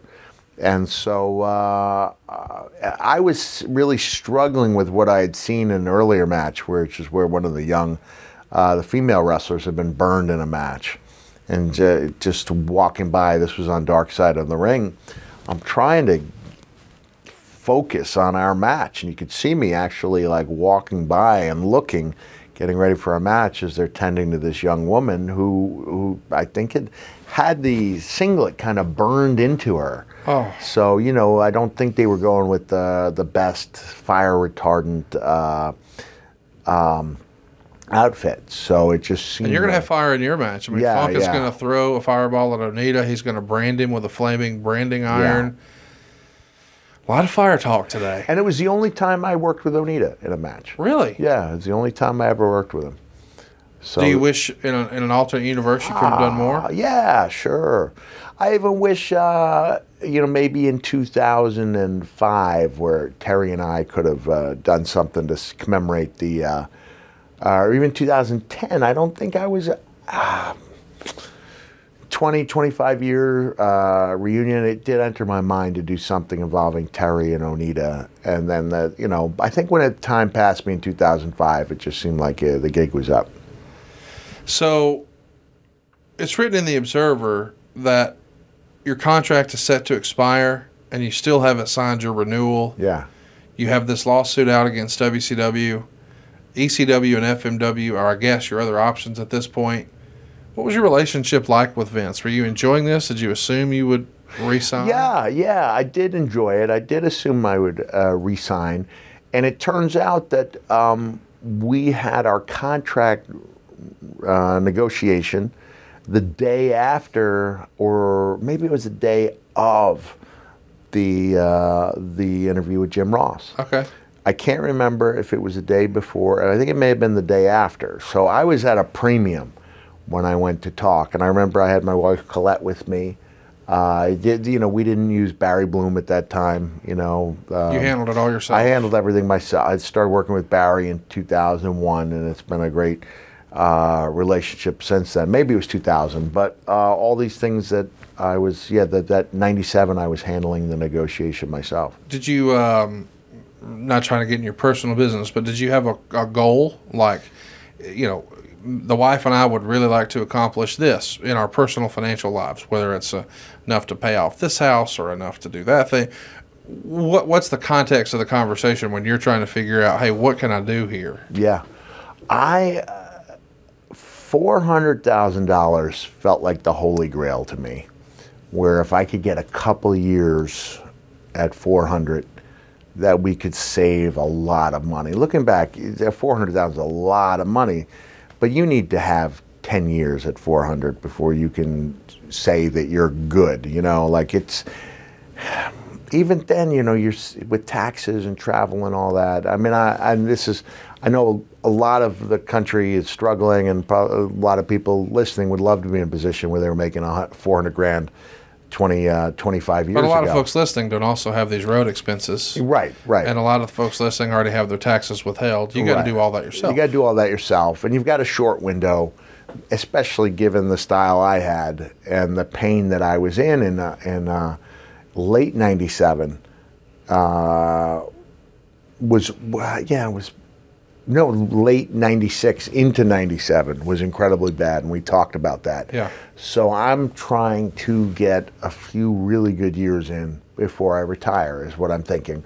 And there was no thought at that time that 25 years after the fact, you might be, people might be interested enough in your career that you could tell stories about it. Right. And have some revenue coming in. So I feel like I've got to take advantage of these, 3 years, whatever it might be. There's a downside, and it's a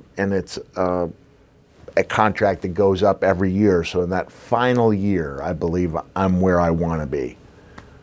So, did you've talked very honestly here about, I don't know how many more years I can do this style. Right. Did she ever pester you and say, hey, what are we doing after this? Did you have maybe one day I could do this or that? I didn't think I was really capable of doing much else. I really didn't. So you thought you would, I'm not saying this to be weird, but you would have a more civilian life? Yeah. Get a gig doing this or that or what have you? I did not. I had no idea what I wanted to do. I remember Chris Adams telling me in '86 when I met him that, you know, he was working on the Chris Adams fan club. Yeah. And he said, you know, you want to be able to support, you want to be able to accentuate what you do in wrestling by doing other things, so that hopefully at some point you don't have to wrestle to have income coming in. And that sounded kind of crazy to me, and limited to good-looking baby faces who could have a fan club. But I was cognizant of wanting to do something, but I had no idea. I mean, there's even the clip when I did Beyond the Mat, where I talked about how I wanted to retire at a certain age, and Barry said, and then what? And I said, I have no idea. I had no idea.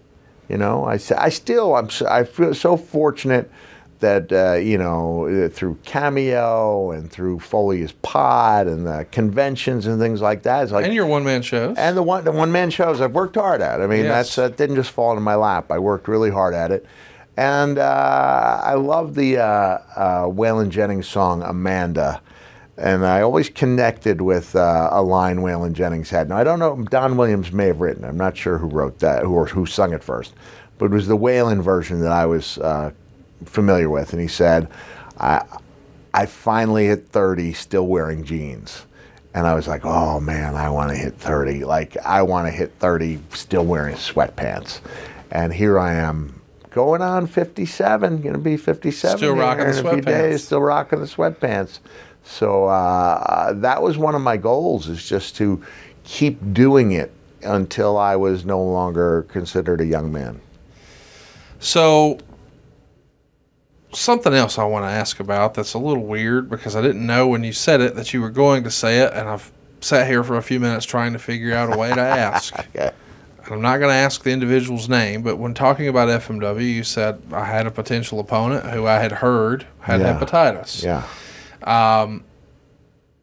That's a blood and guts promotion. Yeah. Lots of guys are bleeding, and they're bleeding on and around each other, and it is a real concern. Mm-hmm. And we're not here to point fingers or disparage, but I am curious, if you knew that was an opportunity, and clearly it was on your radar, was there any blood testing done? I don't think so. So it was just whispers and rumors, and you just had to take a hunch. I mean, that's, in hindsight, pretty scary, is it not? It was scary to be there where HIV was it's still obviously a real concern. But it was fresh in everyone's mind in that era. fresh in everyone's mind, right? And blood was still a part of some promotions. Yeah. WWE just sporadically, ECW frequently. But in WWE, I assume there's, I don't know, but I assume there is blood testing, because I don't know. Yeah, but I think they did blood test, right? But I don't think FMW, I don't think anyone else would have been doing it. I mean, WCW may have been doing it, but I'm not sure. I don't remember specifically being tested. I mean, I remember being drug tested, but I don't remember a specific HIV blood test. in that era, you were road warriors. You know, you didn't necessarily, you played hurt. You didn't tell the office you couldn't make your dates. You didn't tell the office I got to go home and have sex with my wife. I mean, you made your dates and you did your thing. Right. Would asking for a blood test, would that have been viewed as, wow, this guy's being difficult? I don't want to put words into the office's mouths because I don't know what their reaction would have been. But you never asked. I don't think I ever asked. I don't think I ever said, oh, I'm going to this program, I need to know. We should, you should know, but we didn't ask, and it was almost like you'd rather not know. You know, just stick your head in the sand and pretend that problem doesn't exist. Because up until the cell match, you know, I don't think I believed in my own mortality anyway. Like, I understood that I was at a limited shelf life, but I didn't think there was anything. I mean, I proposed an angle to Paul Heyman where I took a full-fledged shot to the cheekbone from an aluminum bat. That's going to be a hell of an angle. One shot. One's got to be good. You know, can't be so bad that it destroys my face, but it's got to be good enough that it swells it the F up, you know. And that was a risk I was willing to take for, that was A small syndicated audience. Yeah, small audience, $750 payoff, which I was thankful to get. And I was willing to risk my sight for that angle. Damn the torpedoes. Yeah. So it's written in the Observer that you're working on this contract renewal. You have this meeting with Vince. You bring your wife in. How does it go? I mean, is it just open and shut? It's one and done in the conversation? Does he say, let me run some numbers and get back with you? Do you... He said he thought, I do think he wanted to run some numbers. He said, I think he knew 400 was my goal. You communicated that? Yeah, and that was like the promised land. You wound up exceeding that, I'm positive. Well, there was a minimum guarantee, and every year I went well above that, so it was never a concern. What was the first year? Again, don't give me a number, but the first year where you were like, holy shit, this is a lot more than I thought. Well, 98 would have been the first year that I went well over. 96, wasn't a full year. Yeah. 96 was like 175, and 97 was like more, like double that, 350, and then 98 just about doubled that. So Terry Funk telling me, because there's going to be a time when someone in this business makes $1 million. We didn't know it'd be Lana, like that was one of those things where you don't, and I really like Lana, but I don't know how they ever arrived at the conclusion that she was worth $1 million to keep around. I guess that's the impact of AEW on the current product, is that middle of the card guys were talking about how the money was too crazy to give up. I mean, you think about back in the day, women's wrestling, even in the Attitude Era, was not a priority. No. And the idea that there are now multiple women with seven-figure deals. Yeah. They've come a long way, baby. Oh my gosh. Yeah, as the Virginia Slims commercial says, the only time I ever got in an argument with Jonathan Coachman is where he said something dismissive of Stacy Keibler. I guess she thinks she's too big for WWE. This is after she did Dancing with the Stars. And I would sometimes dress with the announcers. And I cut a little bit of a promo, Coach, you get your insurance paid, you get your travel expenses paid. The women are expected to look great at all times. They're expected to have far more outfits than the men are. And they're traveling the world, and they're international superstars making $120,000 a year after taxes. They're pulling in like what people are making, just not to knock a normal job, but you're out there and you're traveling the world and you're saving maybe 15, 20 grand at the end of the year. I don't mean to cut you off, but traveling the world makes it sound more glamorous. They're not traveling the world. I mean, they are, but they're not seeing any of it. They're not seeing much of the world, right? They're seeing the interstate for 300 miles a night. Yeah. In the middle of the night, and eating at a Waffle House and trying to look like a Playboy Playmate. Right. That's a tough deal. It's a really tough deal. And I can either sleep in my car for 3 hours, sleep on the couch in the lobby, and get up and go to the airport, or still look like Mick Foley. Still look like Mick Foley. I'm not disappointing anybody. And now they get the guys who scope out the flights, and they wait there with the official stuff. And if you're damned if you do, you're damned if you don't. Because if you sign the stuff collectors have, they make fun of you for being a mark, more or less. They call it racking. And if you don't do it, then you're seen as too good for the fans. Too good for the fans. And then the women, to make things even worse, are expected to look great at 4 in the morning.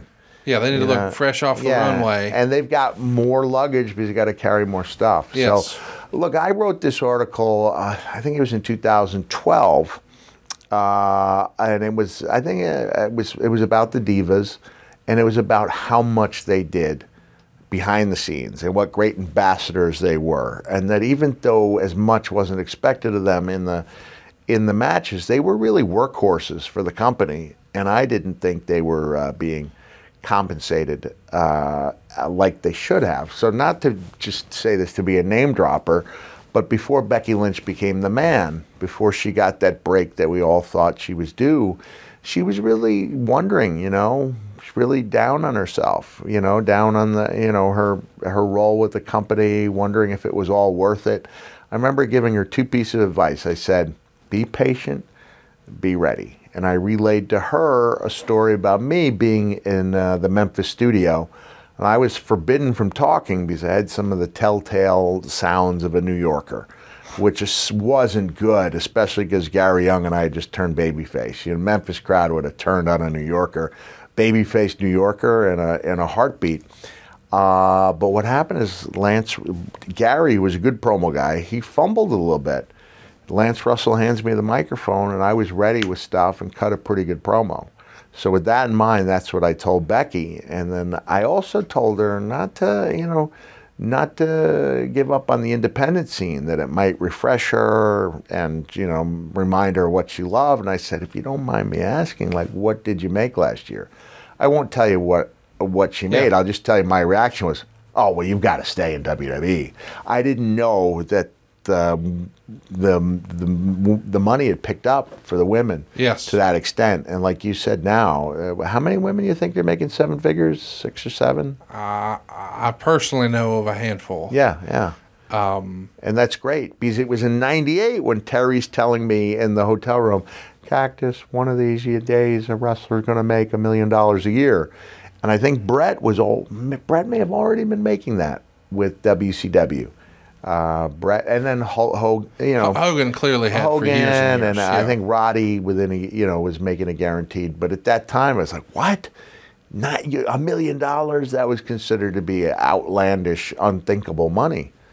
And good for the women, though. Good for them. Absolutely. Yeah. So in this era, you're on the road beating Phineas Godwin and Jesse James. Doesn't exactly feel like we're headed for main events, but there you are. And then in Green Bay, it's kind of a historic Raw. There's a segment with Goldust and Marlena, but they're interviewed out of character as Dustin and Terry Runnels. Yep. And they discuss Dustin growing up in the shadow of his father, Dusty, their broken relationship, how wrestlers didn't want to work with him, and it leads to him taking on Vader. Vader's going to pin him and challenge Ken Shamrock, who's on commentary, to come into the fight. And now they're going to have a match at the pay-per-view. But you wind up coming out and helping get Vader and Shamrock separated. Because I can do that. Yes. Yeah. But the mastodon and the world's most dangerous man. Just no problem for you. Yeah. Greatest feat of strength I think I ever displayed was that I held Kane back when he was destroying the locker room after finding out the true nature of his relationship with Uncle Paul. Yeah. And I was able to hold back Kane single-handedly. The demon from hell. It did that, yep. So the Goldust interview that he does with Jim Ross, and we're going to be talking about your interviews with Jim Ross, but it's interesting to think, because without those going so well, I don't know that they would have done them with you, right? No. If that was a flop, that never happens. We never maybe find out about maybe we do, but not in the way we did, right? Yeah, I think that was fresh in Vince's mind. This is where all the stars start to align for me. Bruce hears me have the conversation with Shawn Michaels. After the show, Shawn says to me, don't take this the wrong way, but is this the way you've always envisioned yourself? Because Mankind was a real dark character at that time, and this was at a time when Shawn and I were main eventing house show matches and doing a really good job, despite the fact that Shawn's back was injured and my back was still recovering. When he said like this, did he mean just like Abdullah and Brozier and guys like that? Yeah, and it was even a dark, it was different than just, there were great wild brawlers, but I think he meant the darkness of the soul of that character. And then I laughed. I said, no, actually, I wanted to be like you.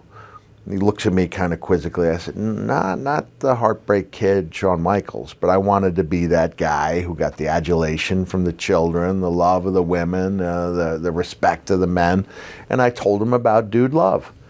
And so it just happened that fate was in my corner that night. Bruce overheard that conversation. He went to Vince. He said, Mick Foley's got a much more interesting real-life backstory than the one we've created, meaning all of us, had a hand in the Mankind character's origin and development. And Vince called me up, and Bruce said, and he's got video to prove it. So in 1985, or 84, I think it was actually summer of 83. No, 84 is when we did the first the first Dude Love movie. Nobody had video back then. Like if you had, the only way to have video is you had to either rent. It was expensive. Buying was out of the question for most people. But you would rent this separate apparatus. So you'd have like about a 10-pound camera on your shoulder, and then slung over one of your shoulders, you would have an actual VCR, portable VCR. And then in order to power it, you had batteries around your waist, almost like you were Batman, right? With the utility belt, because the batteries would last, what, about 1 minute, two minutes each, right? And so it wasn't as easy to have video as it is now, and that was a real bonus, And then, and we're talking 97. The cell phones, even if they did have the capability, they didn't have a good capability, right? Those primitive moments. Did we have cell phones in 97? I can't even remember. Yeah, but it was mostly bag phones. Yeah, yeah. Maybe the old Paul Heyman style, but it wasn't much. Yeah, it's not like it is now. Right, and so Vince, I think, with that report from Bruce, combined with the success of the Goldust interviews, wants me to more fully flesh out my story with a similar interview. And that's where I say, Vince, look, I appreciate that, but I've got a lot of work tied up in this character. I didn't want people to know that it was just a character, right? At that time, we were a lot more protective of what we did, to the point where, and I'd go on a, local news show. I'd do the weather as Mankind. There's no question you were showing up in character. So Goldust and I would go out for a media day, and he'd rent the convertible, and we'd turn some heads. Goldust and Mankind. I'm sure of it. In character, driving down the road with the... It is interesting to think, though, that this is very much a departure for the WWF. As we said, they're primarily occupational gimmicks before this. The era of the NWO has ushered in realness. Yeah. We're not using character names. We really are Kevin Nash and Scott Hall. Yeah. And now here's Goldust, just a couple years prior to this, the biggest, most controversial gimmick in the game. And now, no, here he is without all that, and here's his story. It was a risk.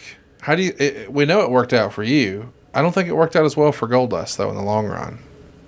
I don't think that character really gained the steam after that you did. Well, I remember it was a long-term character, long-term run, had some great comedy moments. Oh, yeah. Yeah, I mean, I don't know.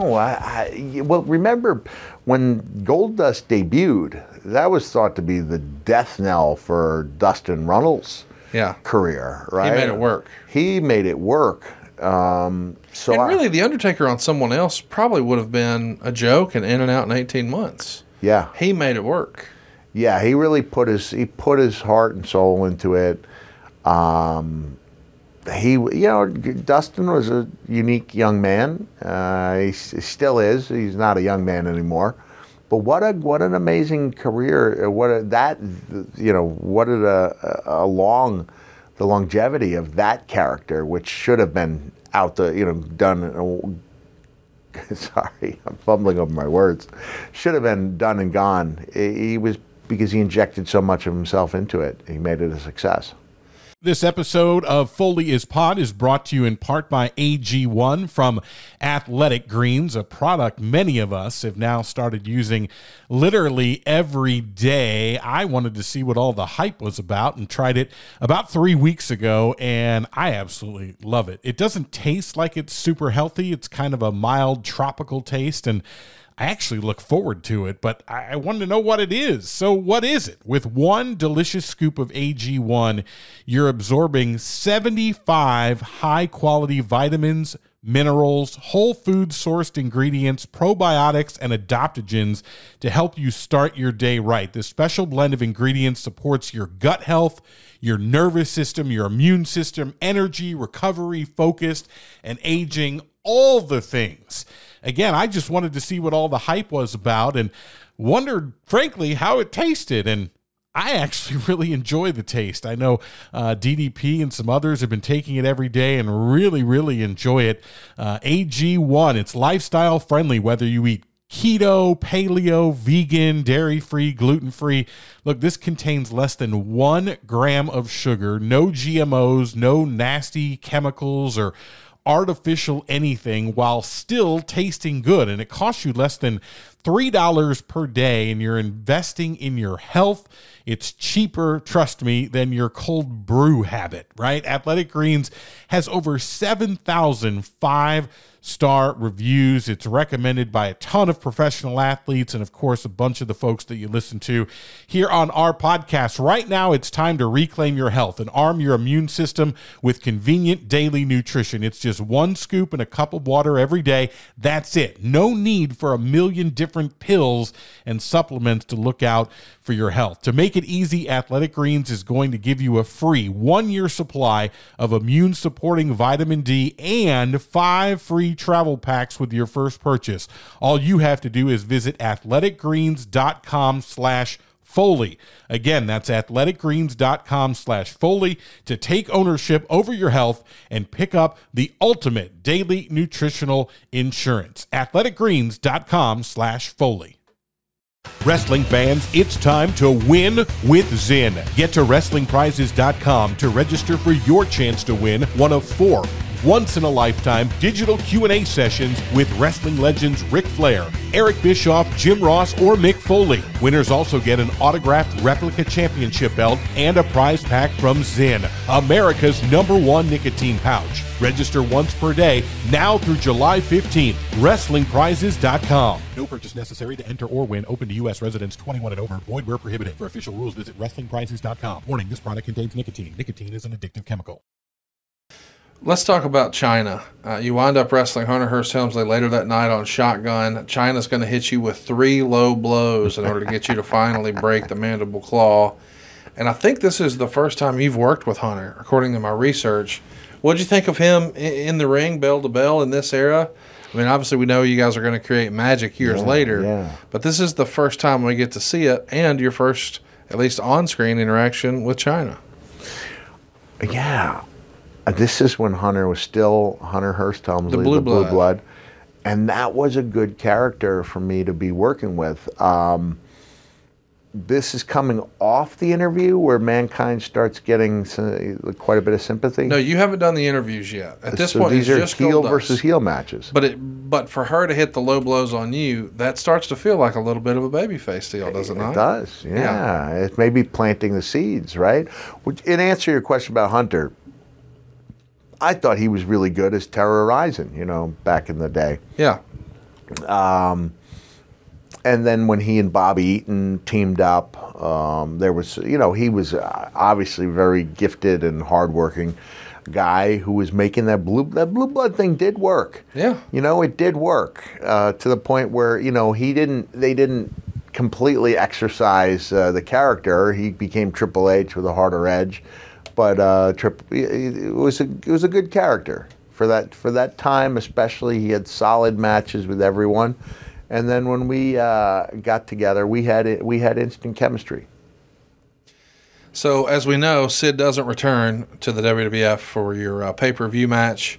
You're going to wind up working Rocky Maivia at the pay-per-view, and The Rock is not having this type of success that he probably wanted here. When did you find out? Okay, Sid's out. Now they got me working with Rocky.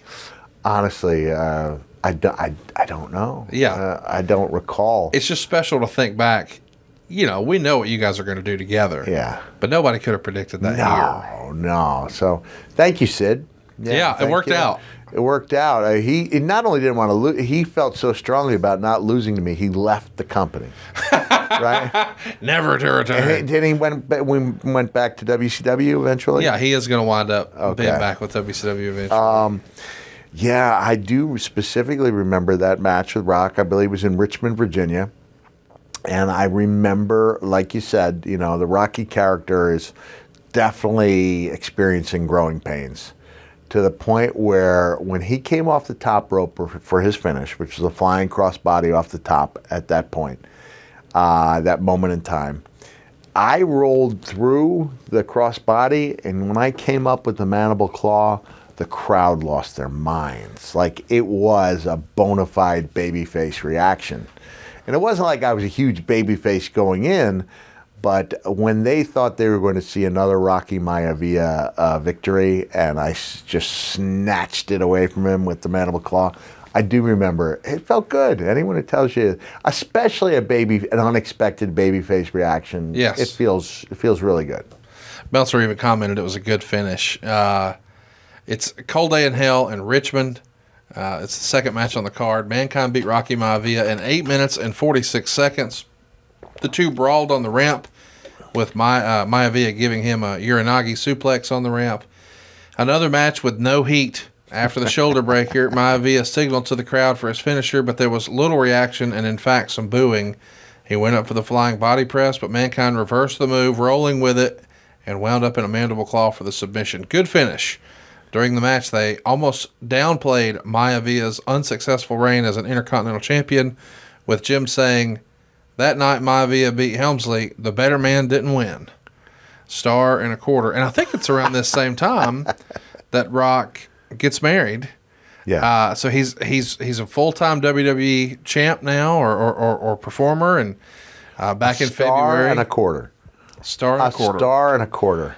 He did not like Rocky Maivia. Clear to see. The night before you're here, though, he wound up doing a match at the Scranton CYO. You're taking on Phineas, and it feels like if you go back and you watch old shoot interviews, there's always a fun story out of the Scranton CYO. Any good memories working there? Yeah. There's a reason why we never worked there again.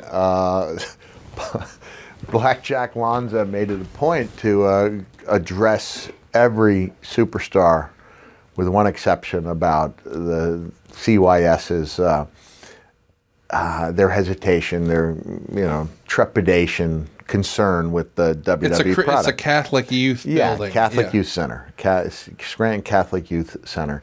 It's a great place for atmosphere. It's not a great place for payoffs because it's a 2,000, 2,500 seater. But Owen would pull some of his ribs there. The giant steps where he would cross the ring in 2 or 3 giant steps. The hokey stuff, like you could kind of let your hair down at a place like that. But the CYS is really concerned about the Attitude Era, and Jack Lanza went around to everybody except me, because I didn't use any kind of profane language. But that night, this would have been probably '98. It's me and Kane against the New Age Outlaws. I don't remember if Glenn and I had the titles or the Outlaws did. Doesn't really matter. What matters is that instead of, if you're not down with that, we got 2 words for you. Instead of saying it themselves, they put the microphone out. Now, I would say that having 2,500 people chant it is every bit as offensive as having one person say it. But what I did in that character, I reacted like it was literal. The same way when The Rock told me he was going to turn that thing sideways and shove it straight up my candy ass. And I said, I don't think it's going to fit, Rock. Like I'm going to take this literally. And then I grabbed the microphone. And I said, Uncle Paul, I don't want to suck it. Don't make me suck it. And I proceeded to say suck it 20 times. So that when I got to the back, Lanza was shaking his head. The cigarette, he goes, "We will never be back at the CYS." And to the best of my knowledge, we have not. I don't know if that's all on you. That's all on me. I don't know if any indie promotions run there. I would think they would because it's such a great venue. That's tremendous. Well, let's talk about the match with Rocky. The month prior you're working with Taker, and now we know he's going to be The Rock, but he's not yet. You wrote in your book, he had, quote, all the attributes of a good guy, but unfortunately he'd come 20 years too late. And although he was a good young talent, no one was buying what Rocky had to sell. You also wrote here, he's a nice guy, but he just doesn't have it. The office probably should have cut their losses and get rid of this guy, which is really great. No, Rock thinks that I said that to the office. Right. I didn't. What I said was to one of the guys, oh, maybe they just nipped this in the bud. But I would never go to the office and jeopardize. That's some for some people that is their position to give their feedback like that. I did not feel like that was my spot, so I never shared that, but I certainly thought it. You're also on this same show helping Vader beat up Shamrock and weaken him for his first big match. Shamrock, of course, is going to have quite the task in taking on Vader, and they're going to have a lot of realism in their match. Yep. And even do it again for FMW. It's kind of weird that you guys had a working relationship with them in '97. What was your impression of Shamrock, the performer, and what he was able to do with Vader? Man, well, we didn't know what kind of performer Ken was going to be. Yeah. I had not seen Vince Torelli when he was doing the stuff in North Carolina.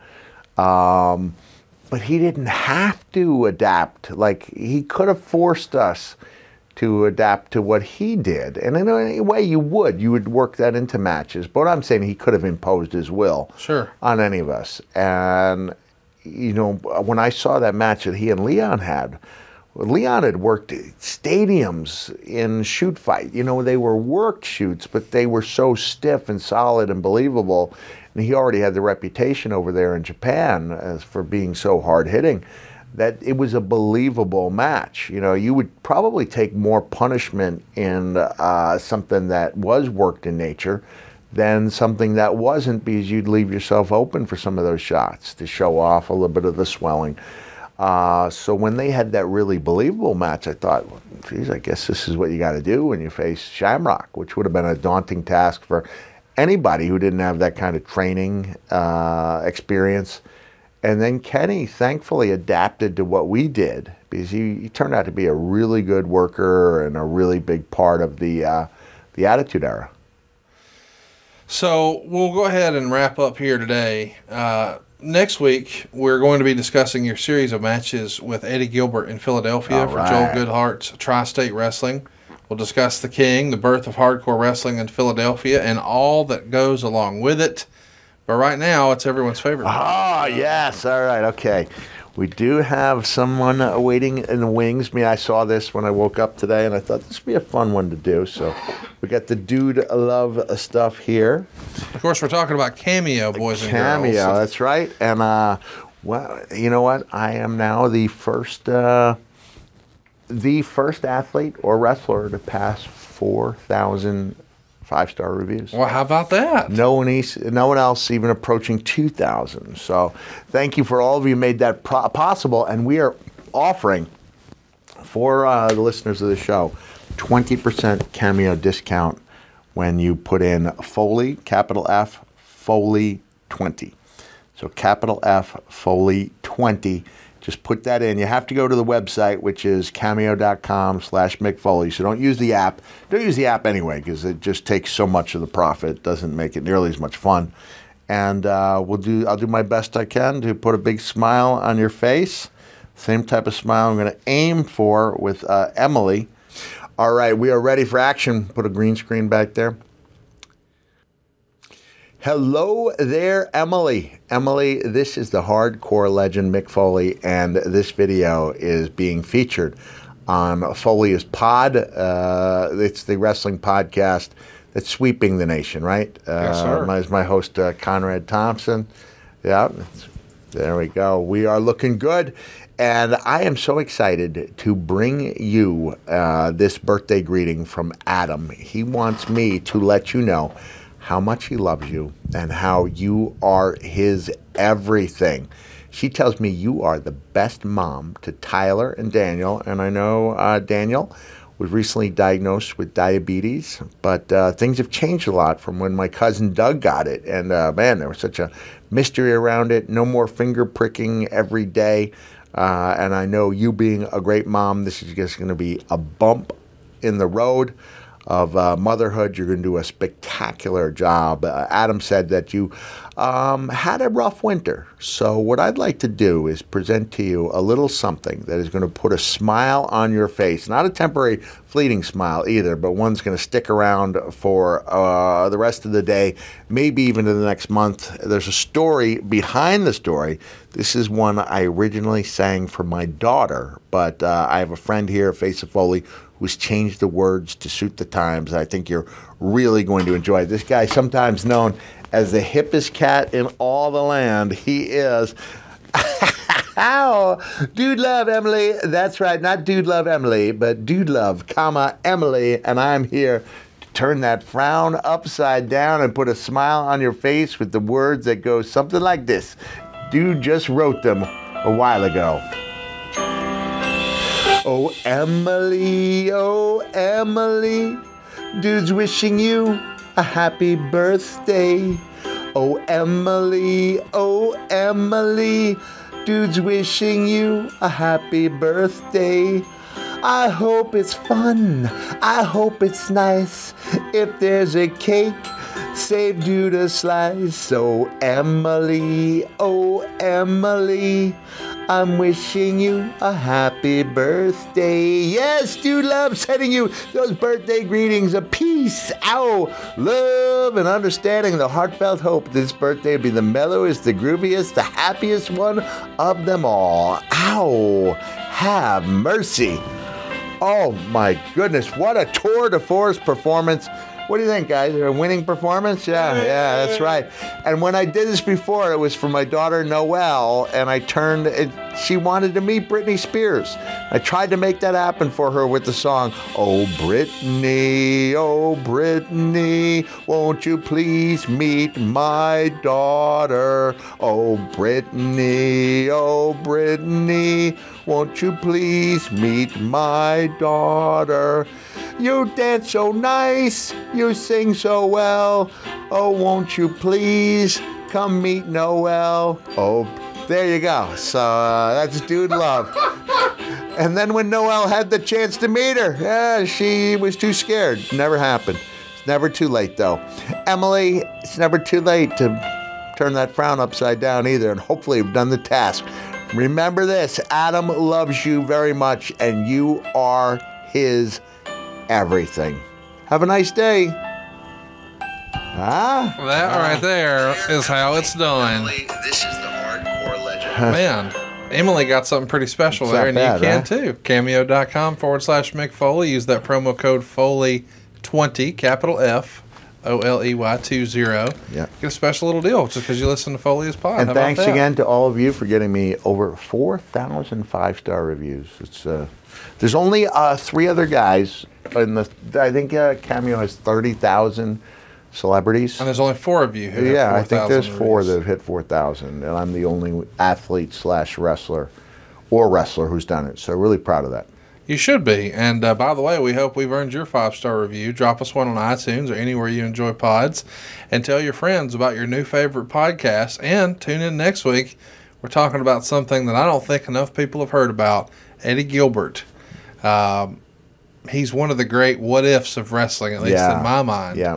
What do you think we might be talking about next week, Mick? Oh, man. Well, we're talking about the feud I had for Good Heart Promotions. And also, this is at a time, my wife and I have been together for several months at this point, not years. She's helping me believe in myself, and I've got the perfect guy in Eddie Gilbert to make progress with. And I think that 15-month window that I was away from WCW did incalculable good for me. And we'll be talking about that. Can't wait. It's next week right here on Foley is Pod.